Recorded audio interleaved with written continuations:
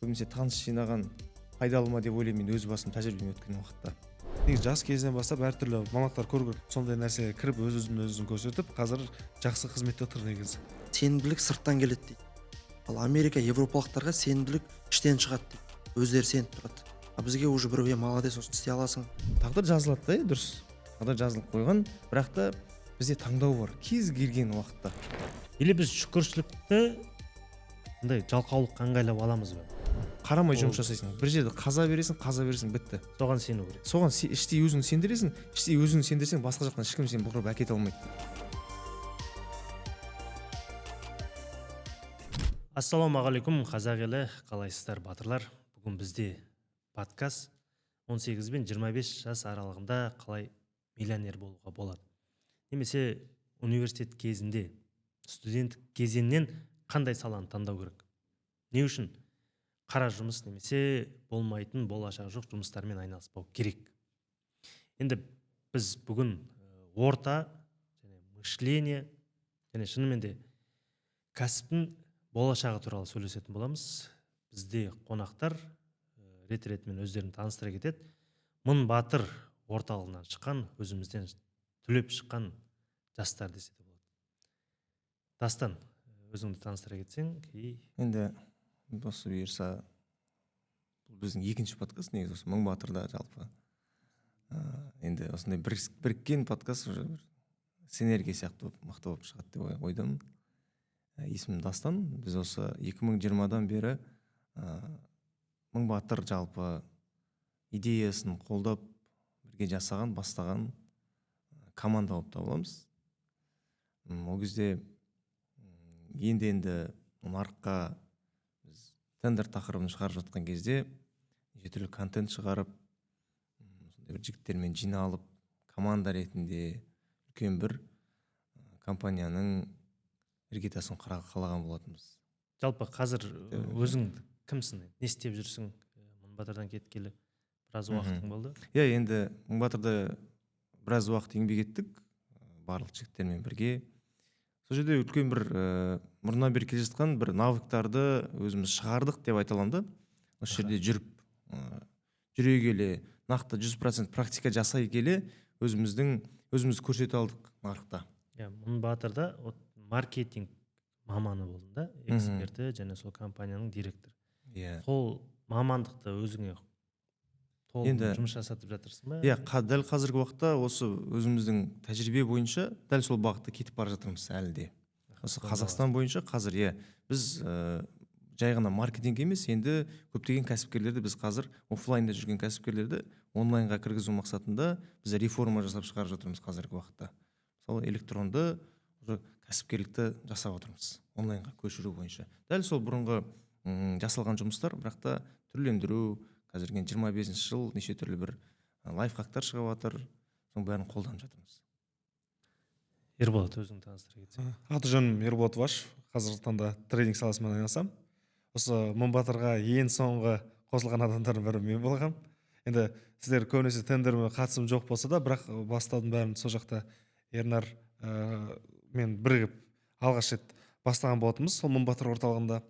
Қазақстанда өзіміздің оқыту орталығы бар, iTrade академиясы, поток қылып өткізіп жатырмыз. Сол енді бүгінгі подкасттың тақырыбы өте қызықты екен, как раз жастарға арналған. Барынша ашылып айтуға тырысамыз ғой бүгін. Ернар мырза. Жаңа Дастан мырза айтпақшы, 2020 кезінен бастап осы Мыңбатырда барып жатырмыз. Осы Мыңбатыр орталығының аясында.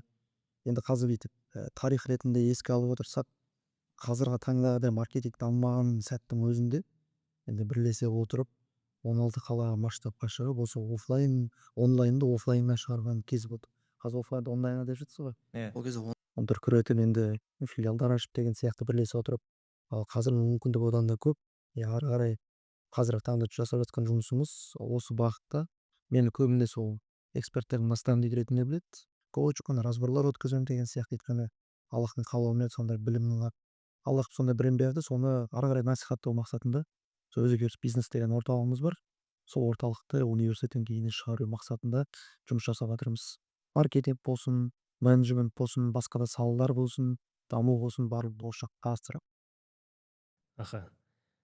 Өзім таныстыра кетсем, есімім Азамат Серікұлы.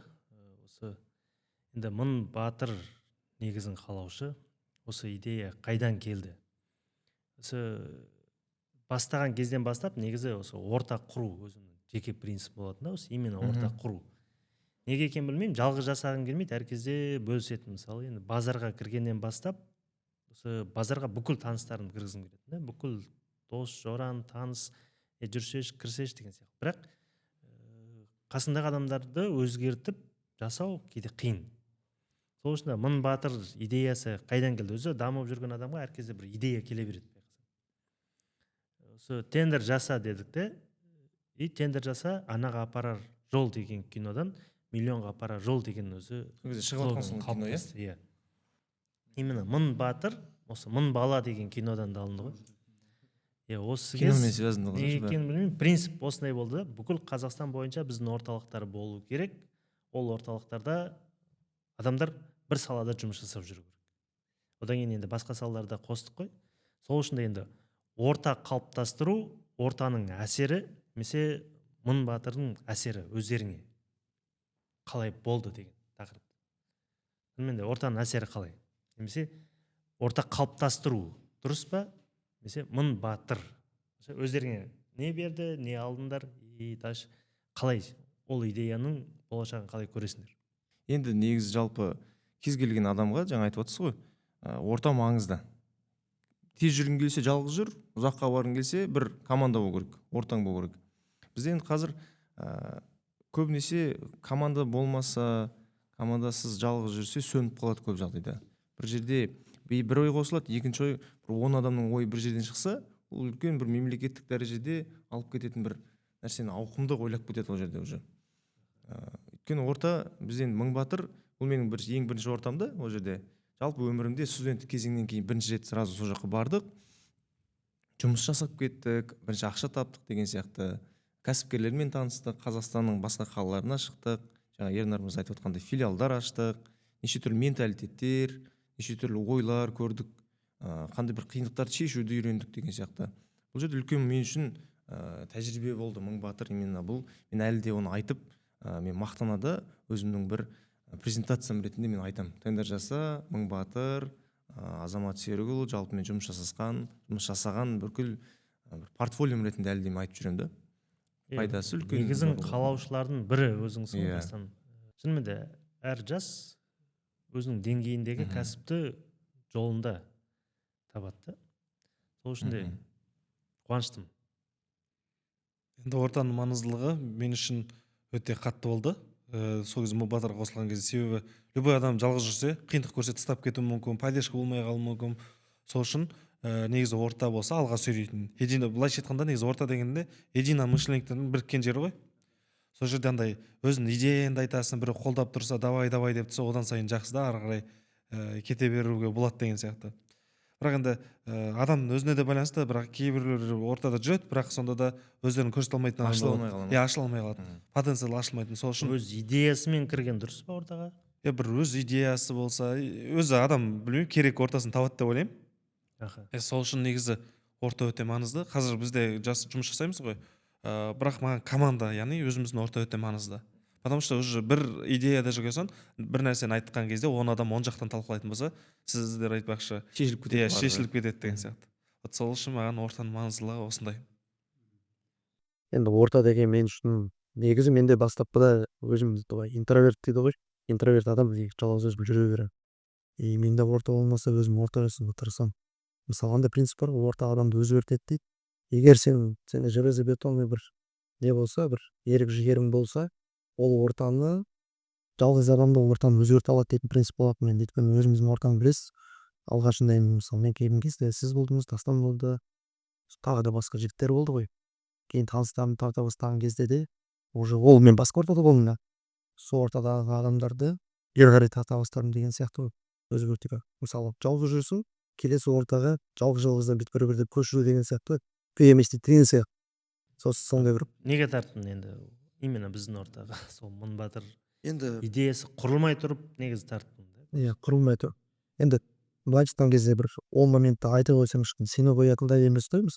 Кішкентай офис, қатты условия жоқ, 16 отырады. Бірақ идея деген ұрып тұрған жер. Өзімде өзім аяқ астынан келіп қалғанмын негізі алатын талабына. Ол өзі әдемі история. Кейін келгеннен кейін қарадым, өзім жүйелегенді жақсы көргеннен кейін әрбір пунктке бір адам керек болды. Так, мына жерде хромать етіп тұр, енді кімді тартсам болады. Андай момент болды да, өйткені қаражат қатты болмады ғой. Қаражат болмаса да кімдермен танысым бар келіп істей алатын деген сияқты ойлап кетті. Бастапқыда келіп көріп, ары қарай каждый пунктті өзі толтырып отырып деген сияқты.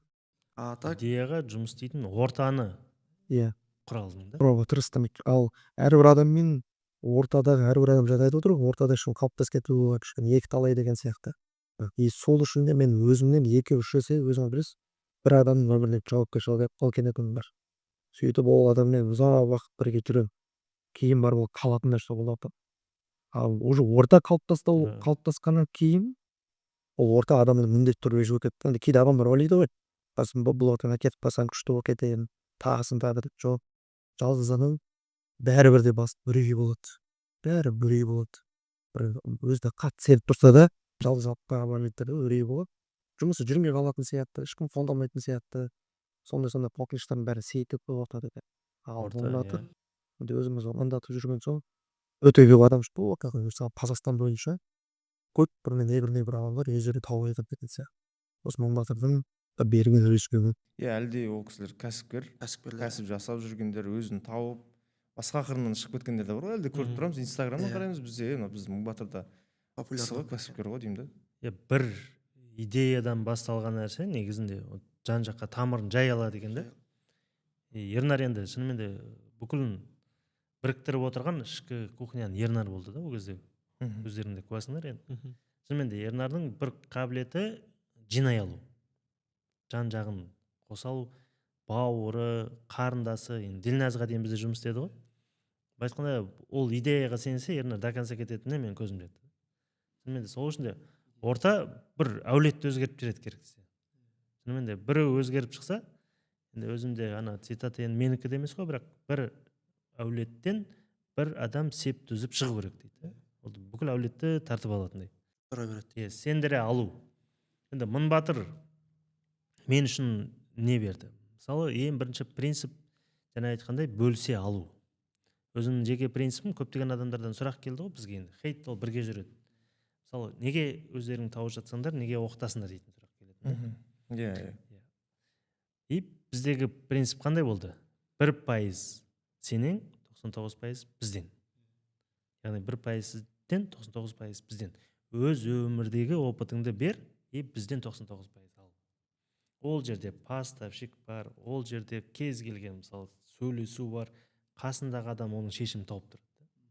Осы принцип негізі өзгертеді екен. Осы Мыңбатыр сияқты осы бизнес клубтар көп қой қазір. Кез келген ортаға түсуге тырысу керек. Қазіргі жастар әсіресе. 18 пен 25 жас аралығындағыларға мен көбінесе соны рекомендация беруші едім. Именно өзіңде жоқ опытты қасындағы 99% адамдардан көшіріп алда, өзіңді тұлға етіп сол жерден шығып кет. Енді өзімнің сол жердегі енді көп принциптарынан енді көптеген адамдар үлгі алады, сол принципке де ұстап алады. Өзімде істеген жұмыстар бар. Ол охрана, ол таксист, ол стройка.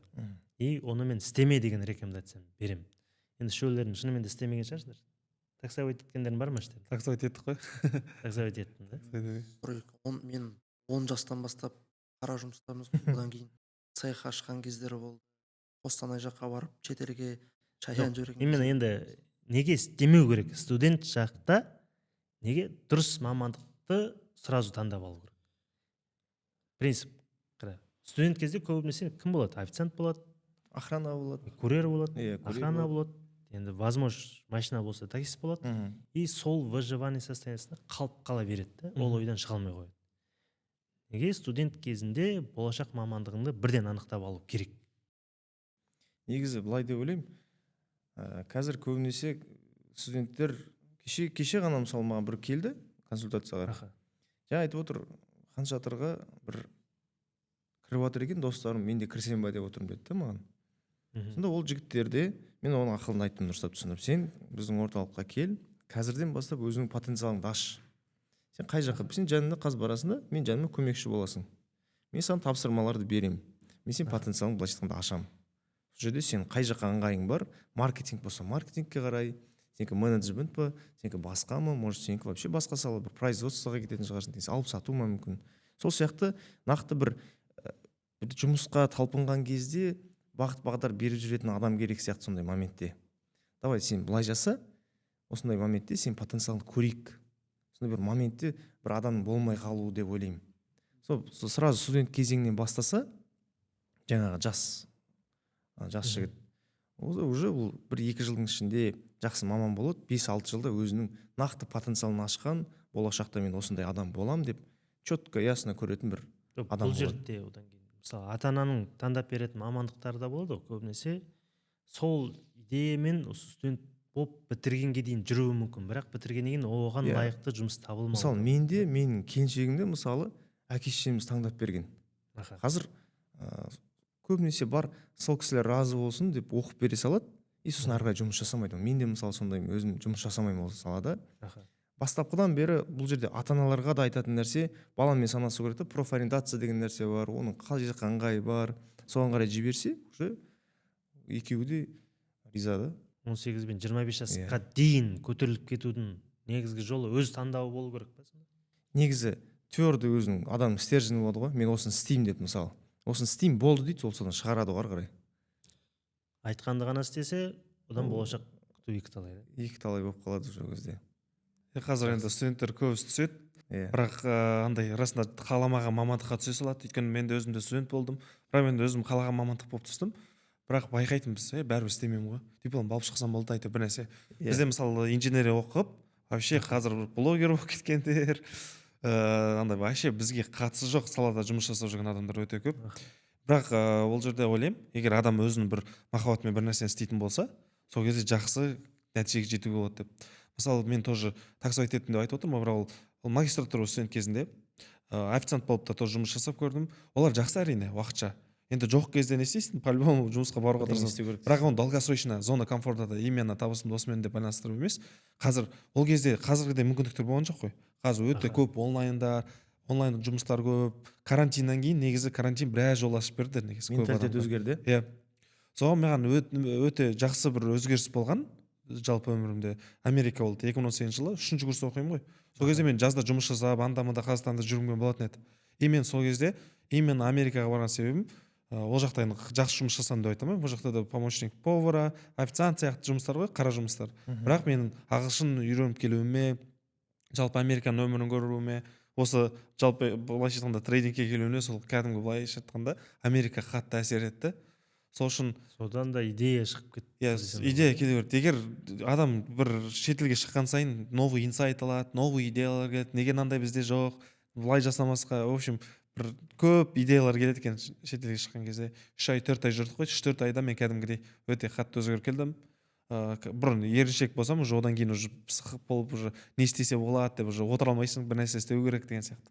Сондай нәрселер болды. Негізі көп студенттер енді болады ғой, дұрыс, негізі жастық шақта да бір жағынан өзінің уақыты болады, енді до конца жұмыс, анау демей, өз уақытымен, бірақ бәріне уақытымен үлгеру керек, демалып та үлгеру керек, болашағында ойлап та үлгеру керек деген сияқты. Оқуға да бәр жаққа дейсің. Оқуға да бәр жаққа деген сияқты. Негізінде енді Аллах тағала әрбір адамға қабілет береді дейді ғой. Ол қабілетін егер ол уақытында түсінсе, адам баласы өмірге 2 рет келеді дейді. Біріншісі туылған күні, екінші рет не үшін келгенін түсінген, негізгі қабілетін таныған күні. Маған қатты көмектескен нәрсе бұл жерде әке-шешем 5-ші сынып бітірген соң Өскемен қаласында интернатқа қоя берді. Мысалы, сізде Америка болатын болса, менде интернатқа қоя берді дарынды балалар арнап. Ол жақта уже қасыңда көмектесетін ешкім жоқ. Өз өміріңе өзің жауаптысың, өз заттарыңа өзің жауаптысың. Жалпы былай айтқан кезде уже пісесің кәдімгідей. И содан кейін ары қарай сол жерден қабілетіңді анықтауға тырысасың. Техникалық бағыт немесе гуманитарлық деген сияқты. Сол жерде енді тәрбиешің дұрыс болып, біздің Аллахтың қалауымен енді тәрбиешіміз дұрыс болып бағытымызды анықтап беріп көрді. Одан кейін сол бағыт бойынша кеттік. Бірақ гуманитарлық бағыт менікі болғанмен де айналып келіп жаңағы сіз айтқан сияқты грант үшін деп қаламаған мамандыққа кетіп қалған кез. Гуманитарлық бағытта жүрміз, Абайдың рөлін ойнайсың, Пушкиннің рөлін ойнайсың да тұрасың да инженер болып кетіп қаласың да, мысалы дипломмен. Вообще өзіңдікі емес. И сөйтесің де жас шықса жұмыс істеп келесің, бір өзіңе бүйтіп іштей болады, менікі емес. бірақ сабақ жақсы оқисың. сабақ жақсы оқисың, тырысасың, өйткені ана жақтан да летоға қалып қалмау керексің, тағысын тағы деген сияқты ғой. Әке шешеңді подводить етпеу керексің деген сияқты. Мен енді қатты тыңдағаннан кейін сонда жақсы оқу негізі мамандық таңдауға былай үлесі жоқ па? жақсы оқу мамандық таңдауға, мамандық таңдау ол өмірлік опыттан деп ойлаймын. Мысалы жаңа официант деп айтып жатыр ғой, мен айтар едім 18-25 жас аралығында егер официант болатын болсаң да кітап оқып параллельно дамып жүр. Мысалы мойщик болсаң да кітап оқып параллельно дамып жүр. Егер ана нәрсе саған ұнап тұрса, сол жерде қалатын ой болмау керек. Мысалы көбісі не істейді? Мысалы мойщик болғаннан кейін қазір әр жер ақша жақсы санада береді. қалып қалады, иә? Сол салада. Типа ақшасына бола алдан қалады. Типа күніне осынша тауып отырмын, официанттан күніне 10 мың 15 мың тауып отырмын, осын жинаймын дейді де, соған расчет ұстайды. И сөйтеді де қазір ең бір сорақысы, бұрын біз студент болып жүрген кезде біздің кезде микрозайм дейтіндер вообще болмайтын негізі. Қазір жастардың көбісі кететіні, ондай возможностьтарды көп қылып тастаған да, 16 жастан бері жеңіл өйтіп сообщениемен келіп тұрады да, жастардың бәрі не істейді? Жұмыс істейді, универ оқып жүреді, жұмыс істейді. И сөйтеді де зайымдар шықса, соны ала салады, жұмыспен жаба салам дейді де, сосын уже ана кругқа түсіп кетеді. Ары қарай өзін таба алмай, состояние түсіп кетеді. И мен айтар едім, мені қатты өзгерткен нәрсе 2017 жылы оқыған кітаптарым. Ол кітапты да мен өзім қалағанымнан оқыған жоқпын. Аллахтың қалауымен оқыдым да, өзім телефон сынып қалды, телевизордан дұрыс канал көрсетпейді, еще өмір бар көрмен Қостанайдасың. Іш пысып кітап оқыдың. Айналамда адам жоқ. Кітап оқыдым. И кітап оқу деген қалай? Мен адаммен сөйлесе алмайтынмын, енді өзіңіз білесіз. Адаммен сөйлесе алмағаннан кейін кітап қатты көмектесті де. Кітап қатты көмектесті. Өйткені мысалы адамның сөзін көтере алатындар екі талай. Қазір ініміздің өзіне бір сөз айтсаң көтере алмай тұрады ғой, мысалы. Иче деп тұр ма? Былай істе десең. Ал кітап оқыса, тоже адам, но ол жерде эмоция жоқ та. Маған как раз таки көмектескен сол нәрселер болды. Енді мен не үшін айтам, енді өзім осы салалардың бәрін істедім ғой. Біздің әулетте шынымен де бір мемлекеттік бір бюджеттік қызметкер жоқ деп айтамын да. Бірақ болашақ жоқ мамандықтар деп жаңағы енді сол саладан ары қаратай болашақ көре алсаң, мысалы құрылысшы бол, бригада ұста, тоо аш, былай айтқанда субподряд болып кір, генподрядқа ұмтыл деген сияқты. Негізі көбісі солай кетеді. Бірақ өкініштісі бізді временный жұмыс қылып алады да, соны ұзаққа дейін. Мысалы сол кірген салада маман бола алмайды. Мысалы мен өзім де осы жаққа стройкаға келген кезде басқа вариант жоқ. Өйткені қасындағы 5 досың стройка істейді, сен қайда барасың? Бірақ стройкада қалып қалмау үшін бірінші жаққан ливкасты екінші рет жақпайтындай принциппен жасап тез ауысып кету керек болды. Сол үшін де негізі салада, кез келген салада өсуге болады. Бірақ біз бер жағын алып қаламыз да. Мысалы сол үшін айтамын. Базарда 90% базарскийлар грузчик или продавец болып келген. Неге? Оның болашағы ары қаратай базар ашуға көмектеседі. Өйткені көбісі келеді, бүкіл системаны түсінеді, болды өзіне бутик ашады, консигнацияға товар алады, ол сатып кетеді. Әсіресе оны өзге ұлттар істейді. Қазақ жастарына қазіргі 18-дегілерге 20-дағылар базарға грузчик болып кірді, кірмейді. Шынымен де олар лучше магнумға барып продавец болып кіреді. А магнумда ондай карьерный жоқ та. Сол үшін де өзіне ашу деген ол кез келген мамандықтың болашағын бірден солай түсіну керек деп ойлаймын. Кейде енді конечно біреудің қасында жүріп соны көшіріп алатындар. Өмірде көп ситуациялар болған. Яғни бір миллиардердің қасына кіріп водитель болып өзі миллионер болып кеткен. Өйткені ол опыт сала алды да. 7 жыл ма, 8 жыл ма ол болам деп те ойлаған жоқ шығар, бірақ техниканы түсініп бүкіл системаны ұғып алып өзіне көшіріп қоя салу негізі оңай. Сол үшін де негізі мамандық таңдамас бұрын бірінші сол салада опыт салу керек сияқты. Кез келген салада. Немесе тез ауысуға тырысу керек. Әрбір жердің басын шалып жүргендер өмір бақи солай жүре береді көп жағдайда. Неге 40-қа келіп қазір көбісінде мамандық жоқ? Мен қаншама достарым бар, жас 40-та, айтқанда өзінің айналысатын саласы жоқ. Ананы бір айтады, мынаны бір айтады, и солай да жасап жүреді. Бір қарасаң анамен айналысып жүреді, бір қарасаң мынамен айналысып жүреді. Негізі 18 бен 25 жас аралығындағы ойын күлкі, өтірік жүріс, оны да біз айтқан кезде ол темада атқан. 18 бен 25 жас аралығында мен тойдан отказ бер деп айтқанда.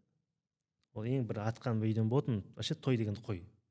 Енді өзім қосылғам деп айтамын ғой, құдалық жасауға азымыш болды. Иә. Тойға қарсымын көп жағдайда.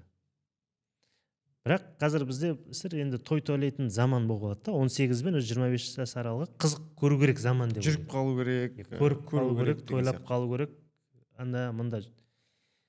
Сол үшін 18 бен 25 жас аралығында вот немен айналысу керек? Именно бір жетістікті или мамандықты өзіне табу үшін. 22-сінде ол немен айналысу керек екенін білу үшін. Қандай саламен айналыс? Немесе қандай навык қалыптастыру керек деп айтайыншы енді. Мысалы, спорт па, дисциплина ма, мотивацияға тойып алу керек па, или 18 бен 22 жас аралығында немен көп айналысу керек? Кітап оқу керек па? Ернар кітап жеген, мен өзім білетін. Ернар шынымен оның көмегі бар ма дегендей ғой. Аха.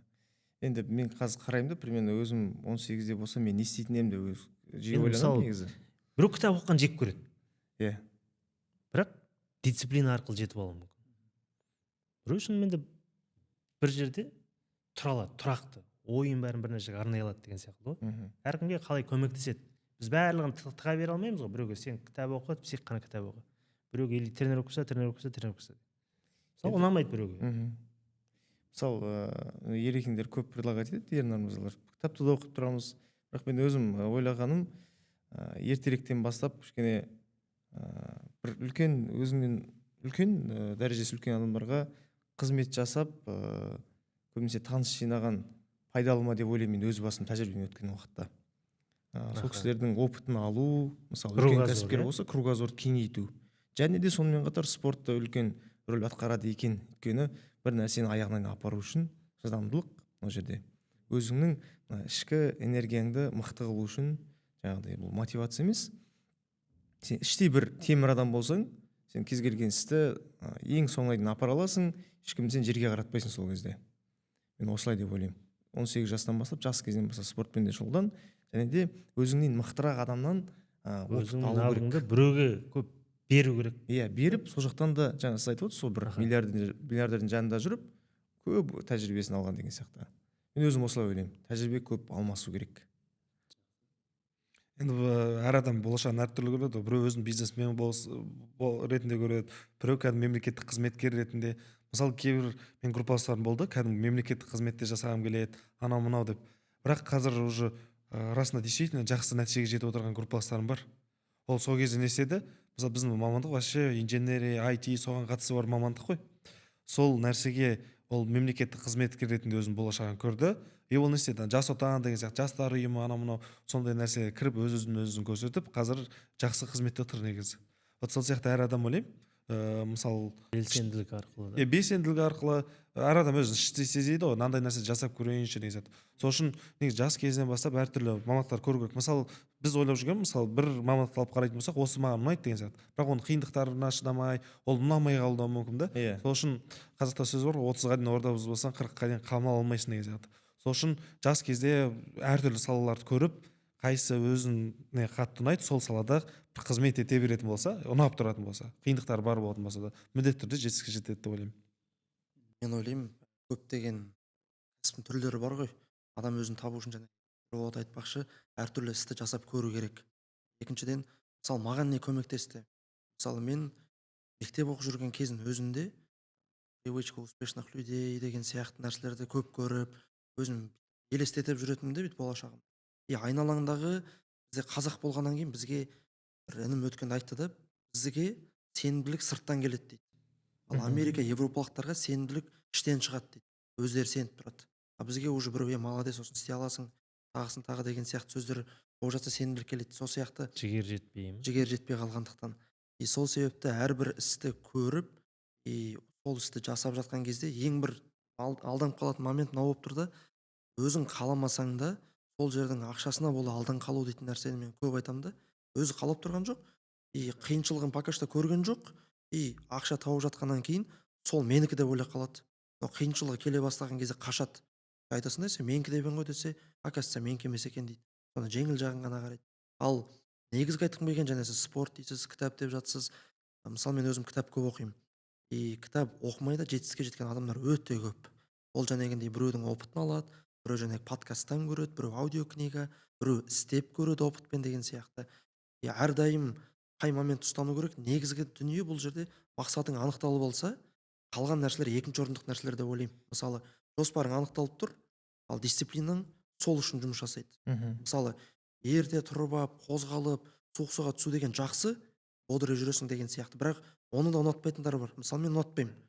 Но ол менің жетістікке жетуіме ықпал етпейді, өйткені менің сила волем басқаша. Сол сияқты спортқа кететін болса да мен адамдарға айтамын, егер сен спортпен до конца баратын болсаң, өзің ойланып ал. Бармайтын болсаң, мысалы, спортта белгілі бір жасқа келген кезде тоқтайсың ғой. Иә. Тоқтаған кезде бәрібір ақша табу керек те. А сен ол жасқа жетпей жатып соған сеніп травмасын ескермей мүлде дамымай қойсаң, сен бір 40 жасқа келдің, не спортта жетістігің жоқ, не өмірде бейімделіп үлгермегенсің деген. Екі ортада қалып Екі қалады. ортада тупикта тұрып қалады.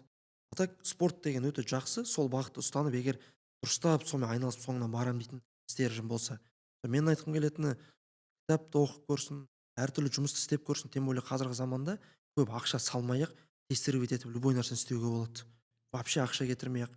Бізде анау тәуекел деген нәрсені басқаша түсініп алғанда, как будто қолыңа қылыш алдың да соғысқа шықтың деген сияқты. Олай емес қой. Тәуекел деген мысалы күнделікті өзіңді дамыт, бір нәрсені ақырын істеп көр, болды. Максимально күніңді пайдалан дейсіз ғой. Максимально күнді пайдалан, басқа күндерге акцент қойма, мақсатың жазылып тұр, болды, ары қарай көрінеді өзі.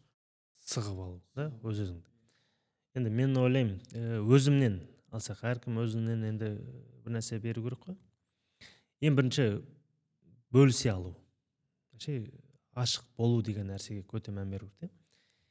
Енді жаңағының барлығы дұрыс. Біреу бір қабілетімен ғана алып кетуі мүмкін. Мен өмірімді өзгерткен тренинг деп айтсам да болады.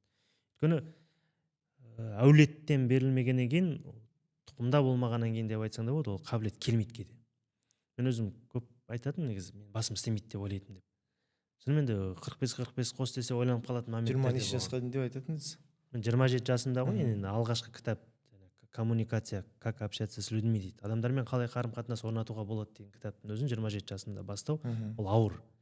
Қазір мен 30-дағы балаға айтсам, ол айтады, мен миым қабылдамайды дейді. Ол реально қабылдамайды.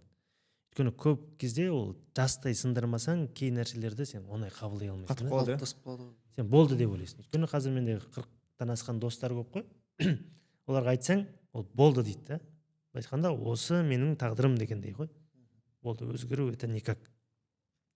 Ең бірінші жас кезден стереотиптерді бұзу керек екен. Әулеттен берілетін, тұқым қуалайды деген сияқты.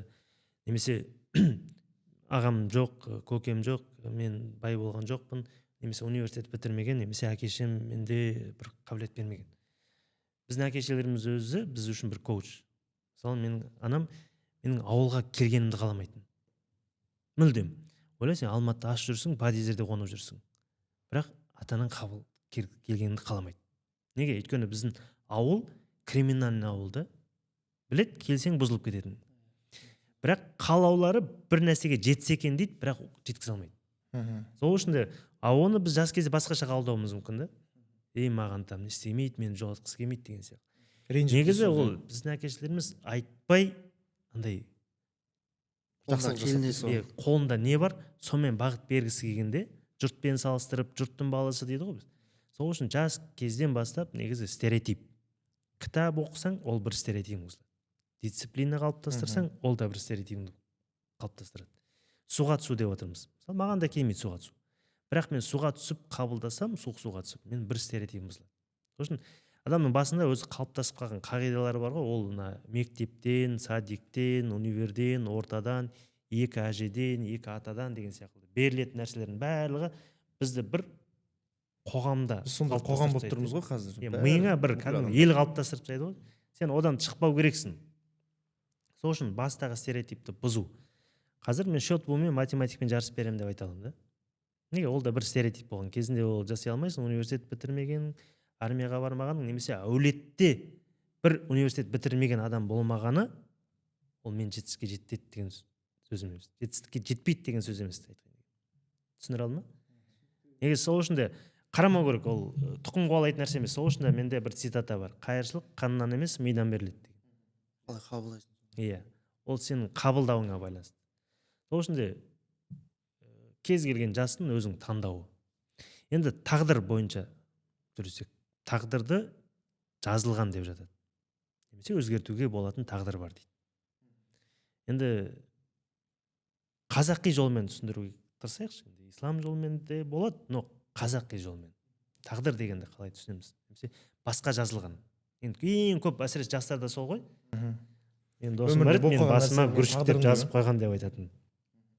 Айтамын, ой досым, мен өзгердім ғой, өзгеруге болады ғой десем, саған басқаша жазған дейді ғой. Менікі Маған басқаша гүршік жазылған дейді болды жазып саған дейді. Шынымен де ол тағдыр жазыла ма или өзгертуге бола ма? Енді біз енді қазір андай ғой, үлкен кісілер айтып жатады, біздің кезде былай еді деген сияқты. Мен айтамын да, біздің кез былай деймін да, мен тәуелсіз мемлекеттің адамымын деймін да, мен сіздердің көргендеріңіз көрмегенмін. Айтады, біз жыртық нәски киіп өскенбіз дейді. Біз жыртық нәски кимегенмін, мен бүтін өскем. Мен ойым басқаша деймін да. Біз енді барынша енді исламмен жүруге тырысамыз. Біз исламда айтады енді, тағдыр жазылады да, дұрыс. Тағдыр жазылып қойған, бірақ та бізде таңдау бар. Кез келген уақытта. Жапырақтың өзі Алланың қалауымен түседі деп жатады. Енді басқа нәрсені өзгертуге адамның желаниесі. Кез келген уақытта мен қазір барамын да, мысал ретінде мен кәсіп жасап миллиардер болып кетуіме болады, немесе барып қуып кетуіме де болады деген сияқты. Немесе бір қазір өзімнің бір бүкіл потенциалымды өшіріп бір казиноға кіріп кетсем болады, немесе дұрыс жолға түсіп жақсы ортаға барып мен жүрсем де болады. Кез келген уақытта енді Құдай тағала бізге таңдау еркін беріп қойған. Біз өз таңдауымыз өзіміздің қолымызда, тағдырымыз өзіміздің қолымызда. Яғни таңдау мен қалау бөлек, екеуі бөлек нәрсе. Тағдыр өзіміздің қолымызда негізі. Біз өзіміз өзгерте аламыз. Өйткені бізге сана бар. Біз жынды емеспіз, енді Құдайға шүкір. Тура санадағы адам өзіне таңдау жасай алады. Мен мына жаққа барамын, немесе мына жаққа барамын. Дәл сондай сияқты өзім мен отырамын да, қазір мен өзім дамумен айналысам, стереотипті бұзамын, мектепте осылай жасаймын деген сияқты бәрін өзі жасай алады. Енді жаңағыдай айтатын нәрселер өзі отмазка деп ойлаймын. Жоқ, айта ғой, енді жолым болмай жатыр, значит мен или біз шүкіршілікті андай жалқаулыққа ыңғайлап аламыз ба? Көбінесе ыңғайлап аламыз ғой. Біз енді состояние болып қалады, бізде менде де болып қалады мысал ретінде.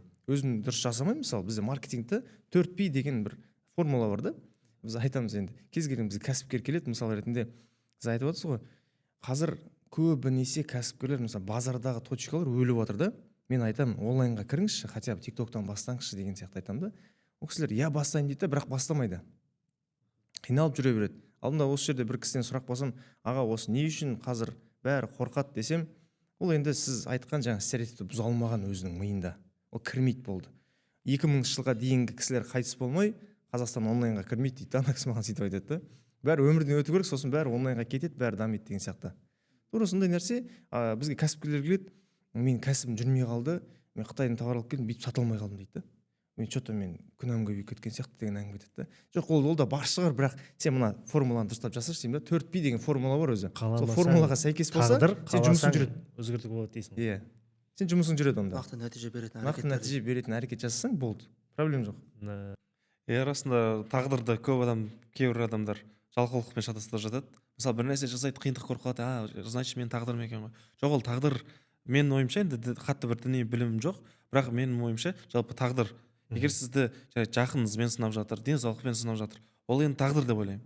Бірақ енді өзіңізге қатысты болашақты өзгерту, ол өз қолыңызда деп ойлаймын. Расында әртүрлі нәрсе, даже мына жерге келіп отырғанымыздың өзі бекер емес, бәрі Алладан, біздің қалауымызбен. Сол сияқты әр адам өзінің қалауын жасай алады деп ойлаймын.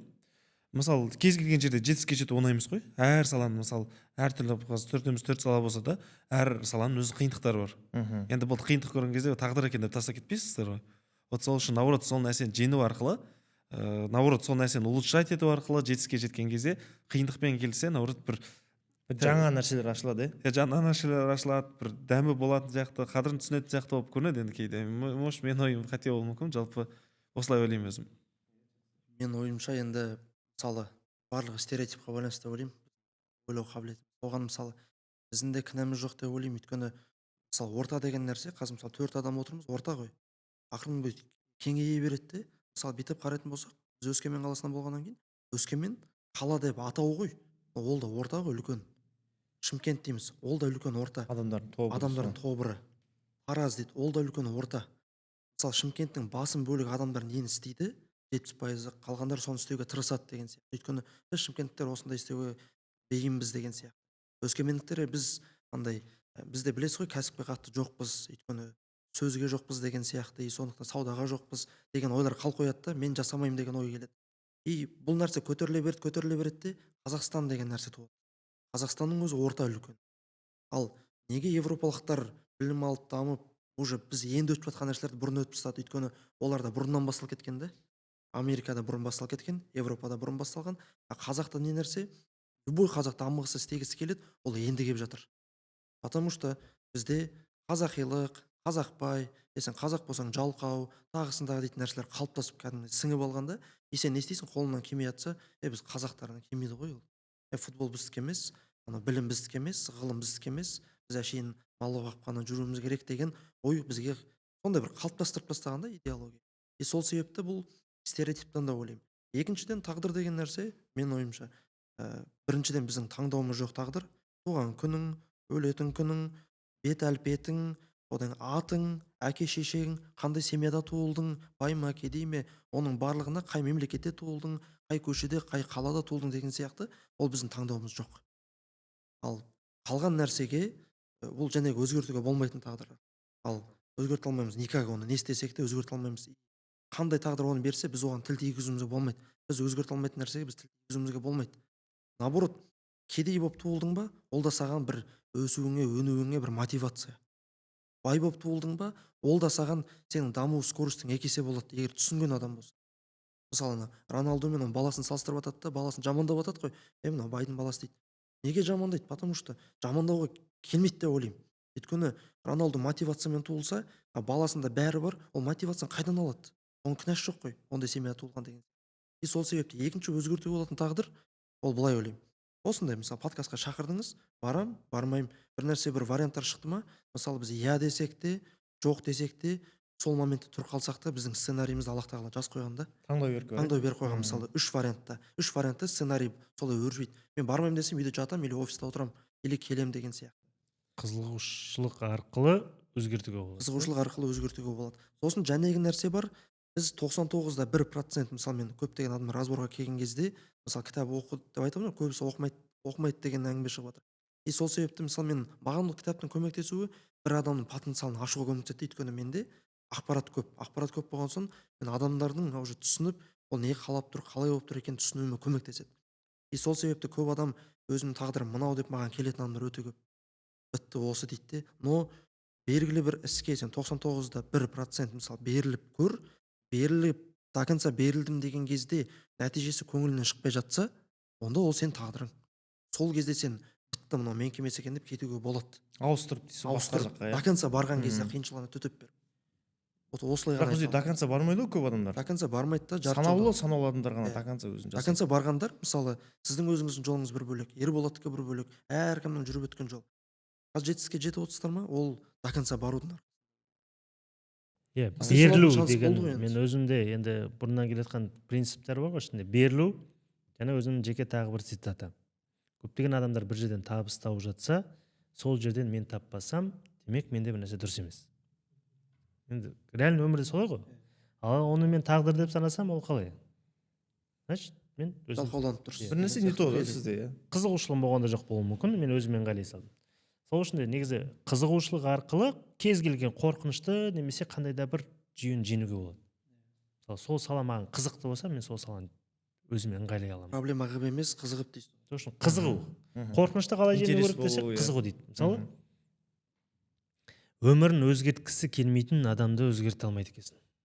Мен осыған 100% көзім жетті. Кім өзін өзгерткісі келмейді, оны никак жеңе алмайды. Өздерінде білесің, біраз мен достарымды алып келдім, енді шетіні бар, ішінде соны өзгертуге проект алып келдім десе де болады. Шынымен де ол қаламаса, қызық маған сол кезде ол кісілер не болды? Мен есімде жоқ. Қаламаған адам өзгертіп қалмайды екенсің. Егер ол ішінде қандай да бір мені өзгертші деп өзінің желаниясымен келсе, оны өзгерту оңай. Алпынып тұрса дейсіз. Шынымен екі ақ нәрсе ғой, адамның қалауы немесе қаламауы. Мен осыған өзім түйін деп шештім. Мен әсіресе қаншама дос балалармен ең алғашқы мен проекттерді өзім достарыммен бірге жасағым келетін. Өзің достарыңмен никак өзгере алмайды екенсің. Тарттыңыз болмады, ар жақтан бір. Алып келесің, айтқан интерес жоқ қой оларда. Ал бичо деген сияқты ғой, кеба, бичо. Бүйтіп процентке келісіп бір осындай сатсаң осылай болады деген сияқты мен басым өтеді да. Айлық қойып бермейсің ба деген әңгіме кетеді сынар жағына ше. Жоқ, адам өзі интерес болу керек те. былайша айтқанда ымға түсінбеген дымға түсінбейді дейді қазақта. Адам өзі соған қаратай ыңғайланып тұру керек та. Ол сен сол адамға тез көмектесе аласың. Мысалы ернарда қаншама адам разбор жасап жүр ғой, ол солай. Отдача Адам болып өзі тұрса, қаласа, жақтан не бір, мысалы тренингті не үшін адамдар сатып алады? Өзінің қалаған үшін да. и және де нәтиже болады ол кісілерде дейсіз ғой. Ал қаламаған адам не то что тренинг сатып алған, тегінді оны тегін не үстінен өзің төлеп беріп барып оқыш десең оқымайды. Өзін Сол үшін кінәлап адамның көреді бұл жерде қалау екен. Екі тағдыр бар деп айтады, жаңағы негізгі өзгерте алмайтын тағдыр и өзгертуге болатын тағдыр. Бірақ мына елге де байланысты ма деп ойлаймын да, қоғам. Енді бұл жерде дұрысынан түсінейік. Мысалы әлем бойынша 66-ға жоқ ислам мемлекеті бар деп айтады. Бірақ ішкі өнім, сыртқы өнім, шығаратын өнім 7%-ға жетпейді екен. Неге деген сұрақ. Неге әлемді, мысалы, японистар, корейстер, қытайстар, немістер, керек десең орыстар, американецтер жасап жатыр. Ол да бір нәрсеге жабуға, адамға қандай да бір идеясын немесе ойын жабуға көмек бар ма или қалай? Бізде енді осы сұрақты көп адам қояды, және де мен де ол сұрақты өзім қоямын да. Мысалы ретінде енді шынымен де ислам мемлекеті, мысалы көп адамдар айтып жатады, Европаға бардым да мен исламды көрдім дейді да. Ислам мемлекетке, бірақ мен мұсылмандарды көре алмадым деген сияқты айтып жатады да. Бізде енді мен нақты ол сұраққа өзім де жауап бере алмаймын, өзім де іздеп жүрмін өйткені ол сұрақтың Ауыр да, былай қарап Ауыр, отырсаң. иә. Неге қабылдағың келмейді? бірақ та сонда бірақ өзің де жұмыс жасап жатрсың, сен сияқты адамдар да жұмыс жасап жатыр, бірақ олар сияқты жаңағы жапондықтар, немістер сияқты бізде енді ондай нәтиже шығып жатқан жоқ. Бірақ бастапқыда мысалы айтады, математика негізін қалаған мұсылмандардан шыққан дейді да. Астрономия болсын, Әл-Фараби болсын, қаншама медицинаның өзі. иә, медицина мысалы, ән күй өнері болсын, музыка болсын, бәрі негізі бірақ исламнан осының тараған. тарихын алып келсең, сол медицинада мұсылмандарды оқытпаған деп айтады. Мұсылмандар өзінің адамдарын жібермеген. Наоборот, оған келген жаңағы японистер келген, басқалар келген деп айтады да. Соны түсіне алмайсың да, неге деген нәрсе. Или өзгерту бізде қандай да бір күнә жасау деп түсіне ме? Бір нәрсені өзгерту, технологияны өзгерту, немесе там идеяны жасау, шығару, бірдеңені создавать ету. мен ойлаймын ол енді келетін сияқты болып тұр да. Мысалы бізде қараймыз ғой, мысалы кремниевая долинада Стив Джобстың компаниясында, Apple'да осындай қазақтар бұрыннан істейді екен. Енді естиміз ғой. Роджер Баннистердің бе еді, қайсысын айтып жүрдіңіз? Жүгірген кезде рекорд жаңартты. Роджер Баннистер. Роджер Баннистер. Тура сол сияқты біз біреуді көрген кезде ғана ары қарай возможность істейтін. Енді мұсылман елінде енді келіп жатыр ма деп ойлаймын да. UFC сияқты ма? UFC сияқты, мысалы бізде Шафкат шықты, ары қарай қалған деген сияқты. И сол заманның ағымымен келеді деп ойлаймын. И бір жағынан әлемді басқарушы күштер бар ғой енді. Қай мемлекет екенін айтпай ақ қояйын. Әлемді басқарушы күштері бар. Олар көп нәрсе, мысалы медиа солардың қолдарында, мировой медиа. Біз белгілі бір этапқа дейін келесің, но жоғарғы жақтарда уже контракт, договор, тағысын тағы дейтін нәрселер қойып қойғанда, сол да бір мұсылман елдеріне бір қарсылық ретінде жасалып қойды ма деп ойлаймын. Әрине әр адамның өз қалауы ғой, мысалы өнім жасаса да тағы бір нәрсе. Сол әр адамда осындай ой бар сияқты келе жатады да, yana үлкен нәрсе істік емес сияқты ой тоқтатпайтын сияқты. Өзін тежеп па? Өзін тежеп. Или жауап беремін деген нәрседен шыға алмай ма? Жауапкершілік па? Жоқ, жауап беремін. Осыған мен жауап беремін.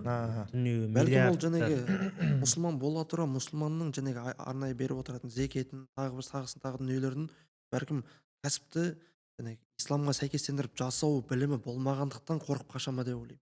Егер ол нәрсені білсе, кезіндегі біздің жәнегі бар ғой, Абу Ханифа бабамыз, Абу Бакр радиаллаху, олардың барылығының жағдайы қазір Форбстан бәленбай асып кеткен дейді. Одан кейін бері қарай келе жатып ортасы үзіліп кетті, уже әлемді басқарушы басқа күштер істеп кетті деген сияқты. И ол нәрсе сол четко білмегеннен ба деп ойлаймын. Қазір мысалы жасап отырмыз да, қазір дұрыс істемей жатқан сияқтымын, мына мемлекетке төлейтін дұрыс төлемей жатқан сияқтымын, осы үшін мен сұра аламын, деп білмегендіктен ары қарай бара алмайды деп ойлаймын. Егер білсе, ол қанша зекет төлейтінін, қанша налогы бар, қанша несі бар деген сияқты, садақасы бар, ол нәрсені грамотно біліп тұрса, неге Аллахпен договор дейтін нәрселер де бар ғой, садақаның формуласы деген сияқты. оны білсе істейді, білмесе тоқтайды деп ойлаймын. короче болашақтағы жастарға сенуге болады проект Болады. жарып шығады. Болады, бірақ енді оларда слишком жеңіл ойлайтын ой болып кететін болса, онда ол біздің мұсылмандыққа қызмет ету емес сияқты болып қалады да. Слишком Европа, Америка ойлайтын болса, онда елге қызмет емес сияқты, сол жақтың менталитетіне қызмет. Қазір жастарға деймін да, сол көбінесе сол не істеп қала ма деймін. Стереотипті бұз дегеннен қарағанда осы нәрсе. негізі барынша еркін болу керек қой. Өзіңнің мысалы діңгегің болады да, мысалы 4-5 жасқа дейін әке шеше тәрбиелеген кезде бүкіл қазақы өзіміздің ұлттық дүниемізді сіңіреді. Және де ол керек болса шетелге де шықсын, керек болса ана жаққа Америкаға да барсын, басқа менталитетті көрсін, даже дінсіздікті де бәрін көріп алсын, бәрін көріп алғаннан кейін өзі саралайды басында. Мен осынау дұрыс екен, мынау дұрыс емес екен. Онда ешкім оны қызықтырып әкете алмайды, басқа бір нәрсеге тартып кете алмайды. Көп көрсе дейсіз. Көп көріп алса барлығын ертеректе. Америкаға барып келді. Америка Қандай нәрсе? ол жаққа барсақ та Алғаш нәрсе. вообще енді әр адам өзі керегін, оның менталитеттеріне, өмір сүру салтына бәріне қызығасың. Бізге қарағанда кәдімгі жеңіл өмір сүреді, спокойно қабылдайды. Демократия. Демократия бізге енді келіп жатыр. Даже не бар ғой, даже банковский системаны айтатын болсақ, бізде қазір цифровой бүкіл Каспи телефонмен төлей береміз деген сияқты. Мен сол кезде ең алғаш безналичныймен жүру деген нәрсені сол жақта көрдім да. О, осындай да болады екен ғой деген сияқты. Сол үшін қатты бір еліктеп кетпей, өзіне саралап, өзіміздің андай болды, фильтровать етіп, керектісін алатын болсақ, негізі сол кезде біз жақсы дамимыз деп ойлаймын. Менің ойым осы. Негізі қазақтарға мынандай нәрсе болу керек та. Бір ойда біз біріге алмайды екенбіз. Мысалы ойымыз, мысалы менің ойыммен Ернардың ойы бірікпесе, біз бірге жүрмейміз. Негізі бірге жүре алу керекпіз. Интерестер бір болды. Мысалы біреу кім болса да қазақ болып. Мысалы мен мынаны қолдаймын, мынаны қолдайды, екеуміз екі нәрсенің фанатымыз, біздің ойымыз бірікпесе біз араласпай кетедік. Осындай нәрсе бар. Осы нәрсені негізі қазақтыққа біріктіре алу керек. Біздің Мың Батырдың негізі де сондай нәрсені қаланды ғой. Бір идеяда, бір ортада жүре алу. Болды. Әртүрлі тема істеп жүрсе де, мысалы біз бәрін қостық қой, тренингті қостық, ішінде бүкіл оқыту жүйелерін біразын қостық, бірақ бір идеяда жүре алу керек. Сол үшін де біздегі негізгі принцип бөліп жаратын нәрсе, қазақтың қаны таза, жеті атадан артып қыз алған дейді. Бізге түсіндірсе болды екен негізінен, или бағыт бағдар берсе болды. Бізден жарып шығатынына қазір мен күмәнім жоқ. Қазір жастар нестандартный мышлениемен ойлайды ғой, қазір көп. Бірақ осы кедергі жасайтын нәрселердің алдын алып тастау керек те. Ми деген нәрсені не үшін берді? Мен енді біраз кішігірім болсын, ми зерттеген кішігірім опыт бар. Миға 2000 жыл болған. 2000 жыл бойы мидың негізгі функциясы өліп қалмау, аш қалмау дейді. Болды. Бірақ оны әлі күнге дейін қолданып келе жататындар бар да, болды. Жататын жер бар, тамақ бар. Оның потенциалын аша берсең, мысалы Стив Джобстың киносын көрсең де, өзің империя соблазн дейді. Макинтош системасын көреді, болды, оның басы кетіп қалады. Ол шынымен де былай алсаң жесткий, ол бәрінен отказ беріп жібереді, даже семьясынан отказ беріп жібереді десе болады. Сол сияқты негізі басы кетіп қалған адам идеяны жарып шығады. Короче, баланс деген нәрсені ұстай алса, негізі болды, идеяға сенесің ба, оның өзің екенін білесің ба, болды, оған до конца бара алу керек. Болды. Әсіресе жастарда қазір мысалы, мен өзім досымды айтамын, дауысы өтірік емес, Қайрат Нұртас жылап жіберуші еді өлең айтқан кезде. Қазір шахтада жүр да. Неге потенциалын аша алмай қалды? Өйткені ешкім сенген де жоқ, бір-екі рет кірді, біздің кезде там X-Factor деген болды, бір-екі рет барып көрді, болды, отказ алып алды. Талант шығара алмады. Бірақ жарған несі болды, Жоқ. Болған жоқ. Ештеңе. Мысалы Қайрат Нұртасты алсам, оның анасы сендіргенде өзіне. Ол жарып шыққан. Негізі кез келген нәрсеге біздің ата-анамыздың тікелей үлесі бар. Сол үшін қазіргі ата-аналарға әсіресе мен үлкен айтушы едім. Мысалы Стив Джобсты да айтады, өгей анасы тәрбиелеген ғой әкесі, мен анасы. Мысалы мектеп қандай да бір шағым жасап жатса, ол мектептің өзіне барып ұрсып кетіп, келесі мектепке ауыстырып жіберген. Сенім. Адамды кәдімгі сендірген адам өзінің идеясын жарып шығатынына гарантия. Сол үшін қазіргі ата-аналарға баласының талант екеніне сену керек. Кішкентай кезінен бастап. Кішкентай кезінен миына дәнек сияқты бегіп сал. Бізде қалай қазақта Головкин бокстан Американ жарық дегізді, бүкіл қазақ жастар боксты. Шавқат UFC жарық дегізді, 5-6 адам UFC кіріп барады. Димаш әлем жарық дегізді.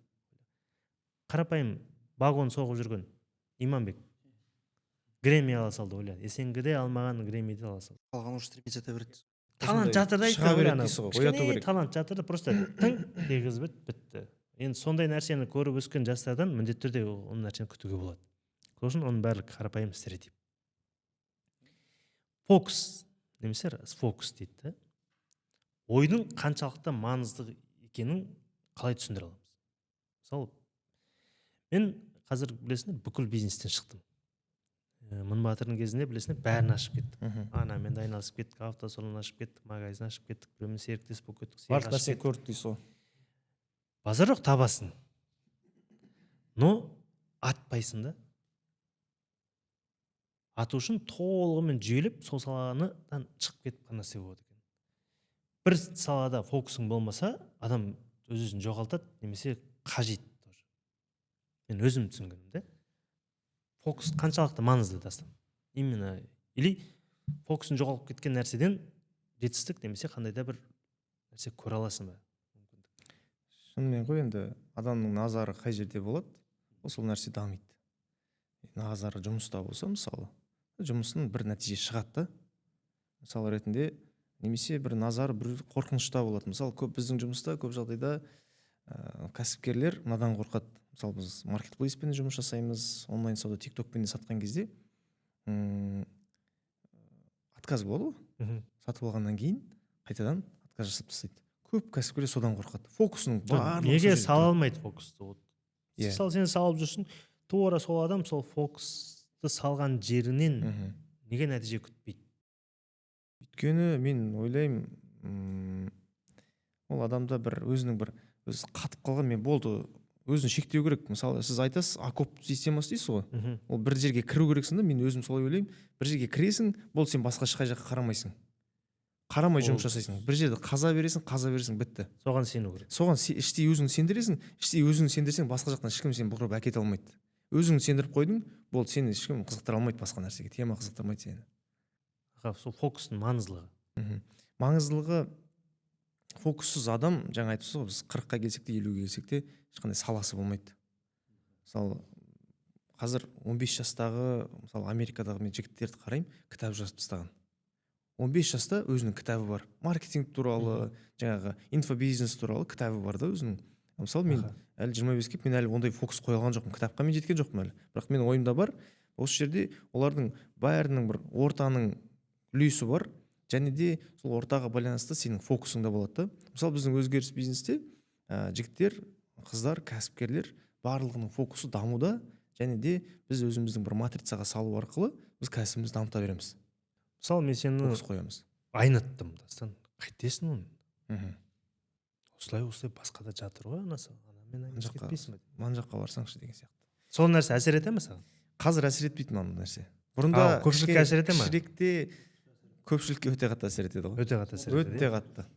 Мысалы, бір кішкене мықты машина айдап жүреді, бүйтеді, келеді да, бауырым мана жаққа барсашы, не істейсің мына жерде? Маған ондай адамдар көп болды айтқан. Және де мен осының алдында бір сәл айнығамда. Мен темамды істесеші деген сияқты. Адам айнып жері оңай ма? Стройкаға кірсеші бауырым дейді да. Жағдайы бар, мысалы ретінде не? Ол кезде менде орта жоқ болды да. Өзім жалғыз жүрдім. Мына жаққа жүрсеші бауырым дейді. Ана кісі айтады да, мына жаққа жүрсеші бауырым дейді. Бренд киіп алған кішкене кісілер да, ағалар да. Солай болам деп ойлап кетесің. Мен артынан жүрдім да ол кісілердің. Жүрдім, бірақ та ең соңында бардым. Ол кісілер өзінің басқа жағында, мен далада қалып қойдым мысалы ретінде. Айтқанда сен өзіңнің 4-5 жыл жинаған опытыңды тастап басқа салаға ауысайын дедің? Ауысайын дедім, бірақ болған жоқ. Ең негізгі фокус маңызды да. Фокус өте қатты маңызды. Бір бағытта жүру өте маңызды. Негізі жалпы өзіңіз айналысып жүресіз ғой, бір нәрсені бастап жатқан кезде, әлі жасамаған енді ғана бастап жатқан нәрсе негізі көпшілік айтып қажет жоқ сияқты.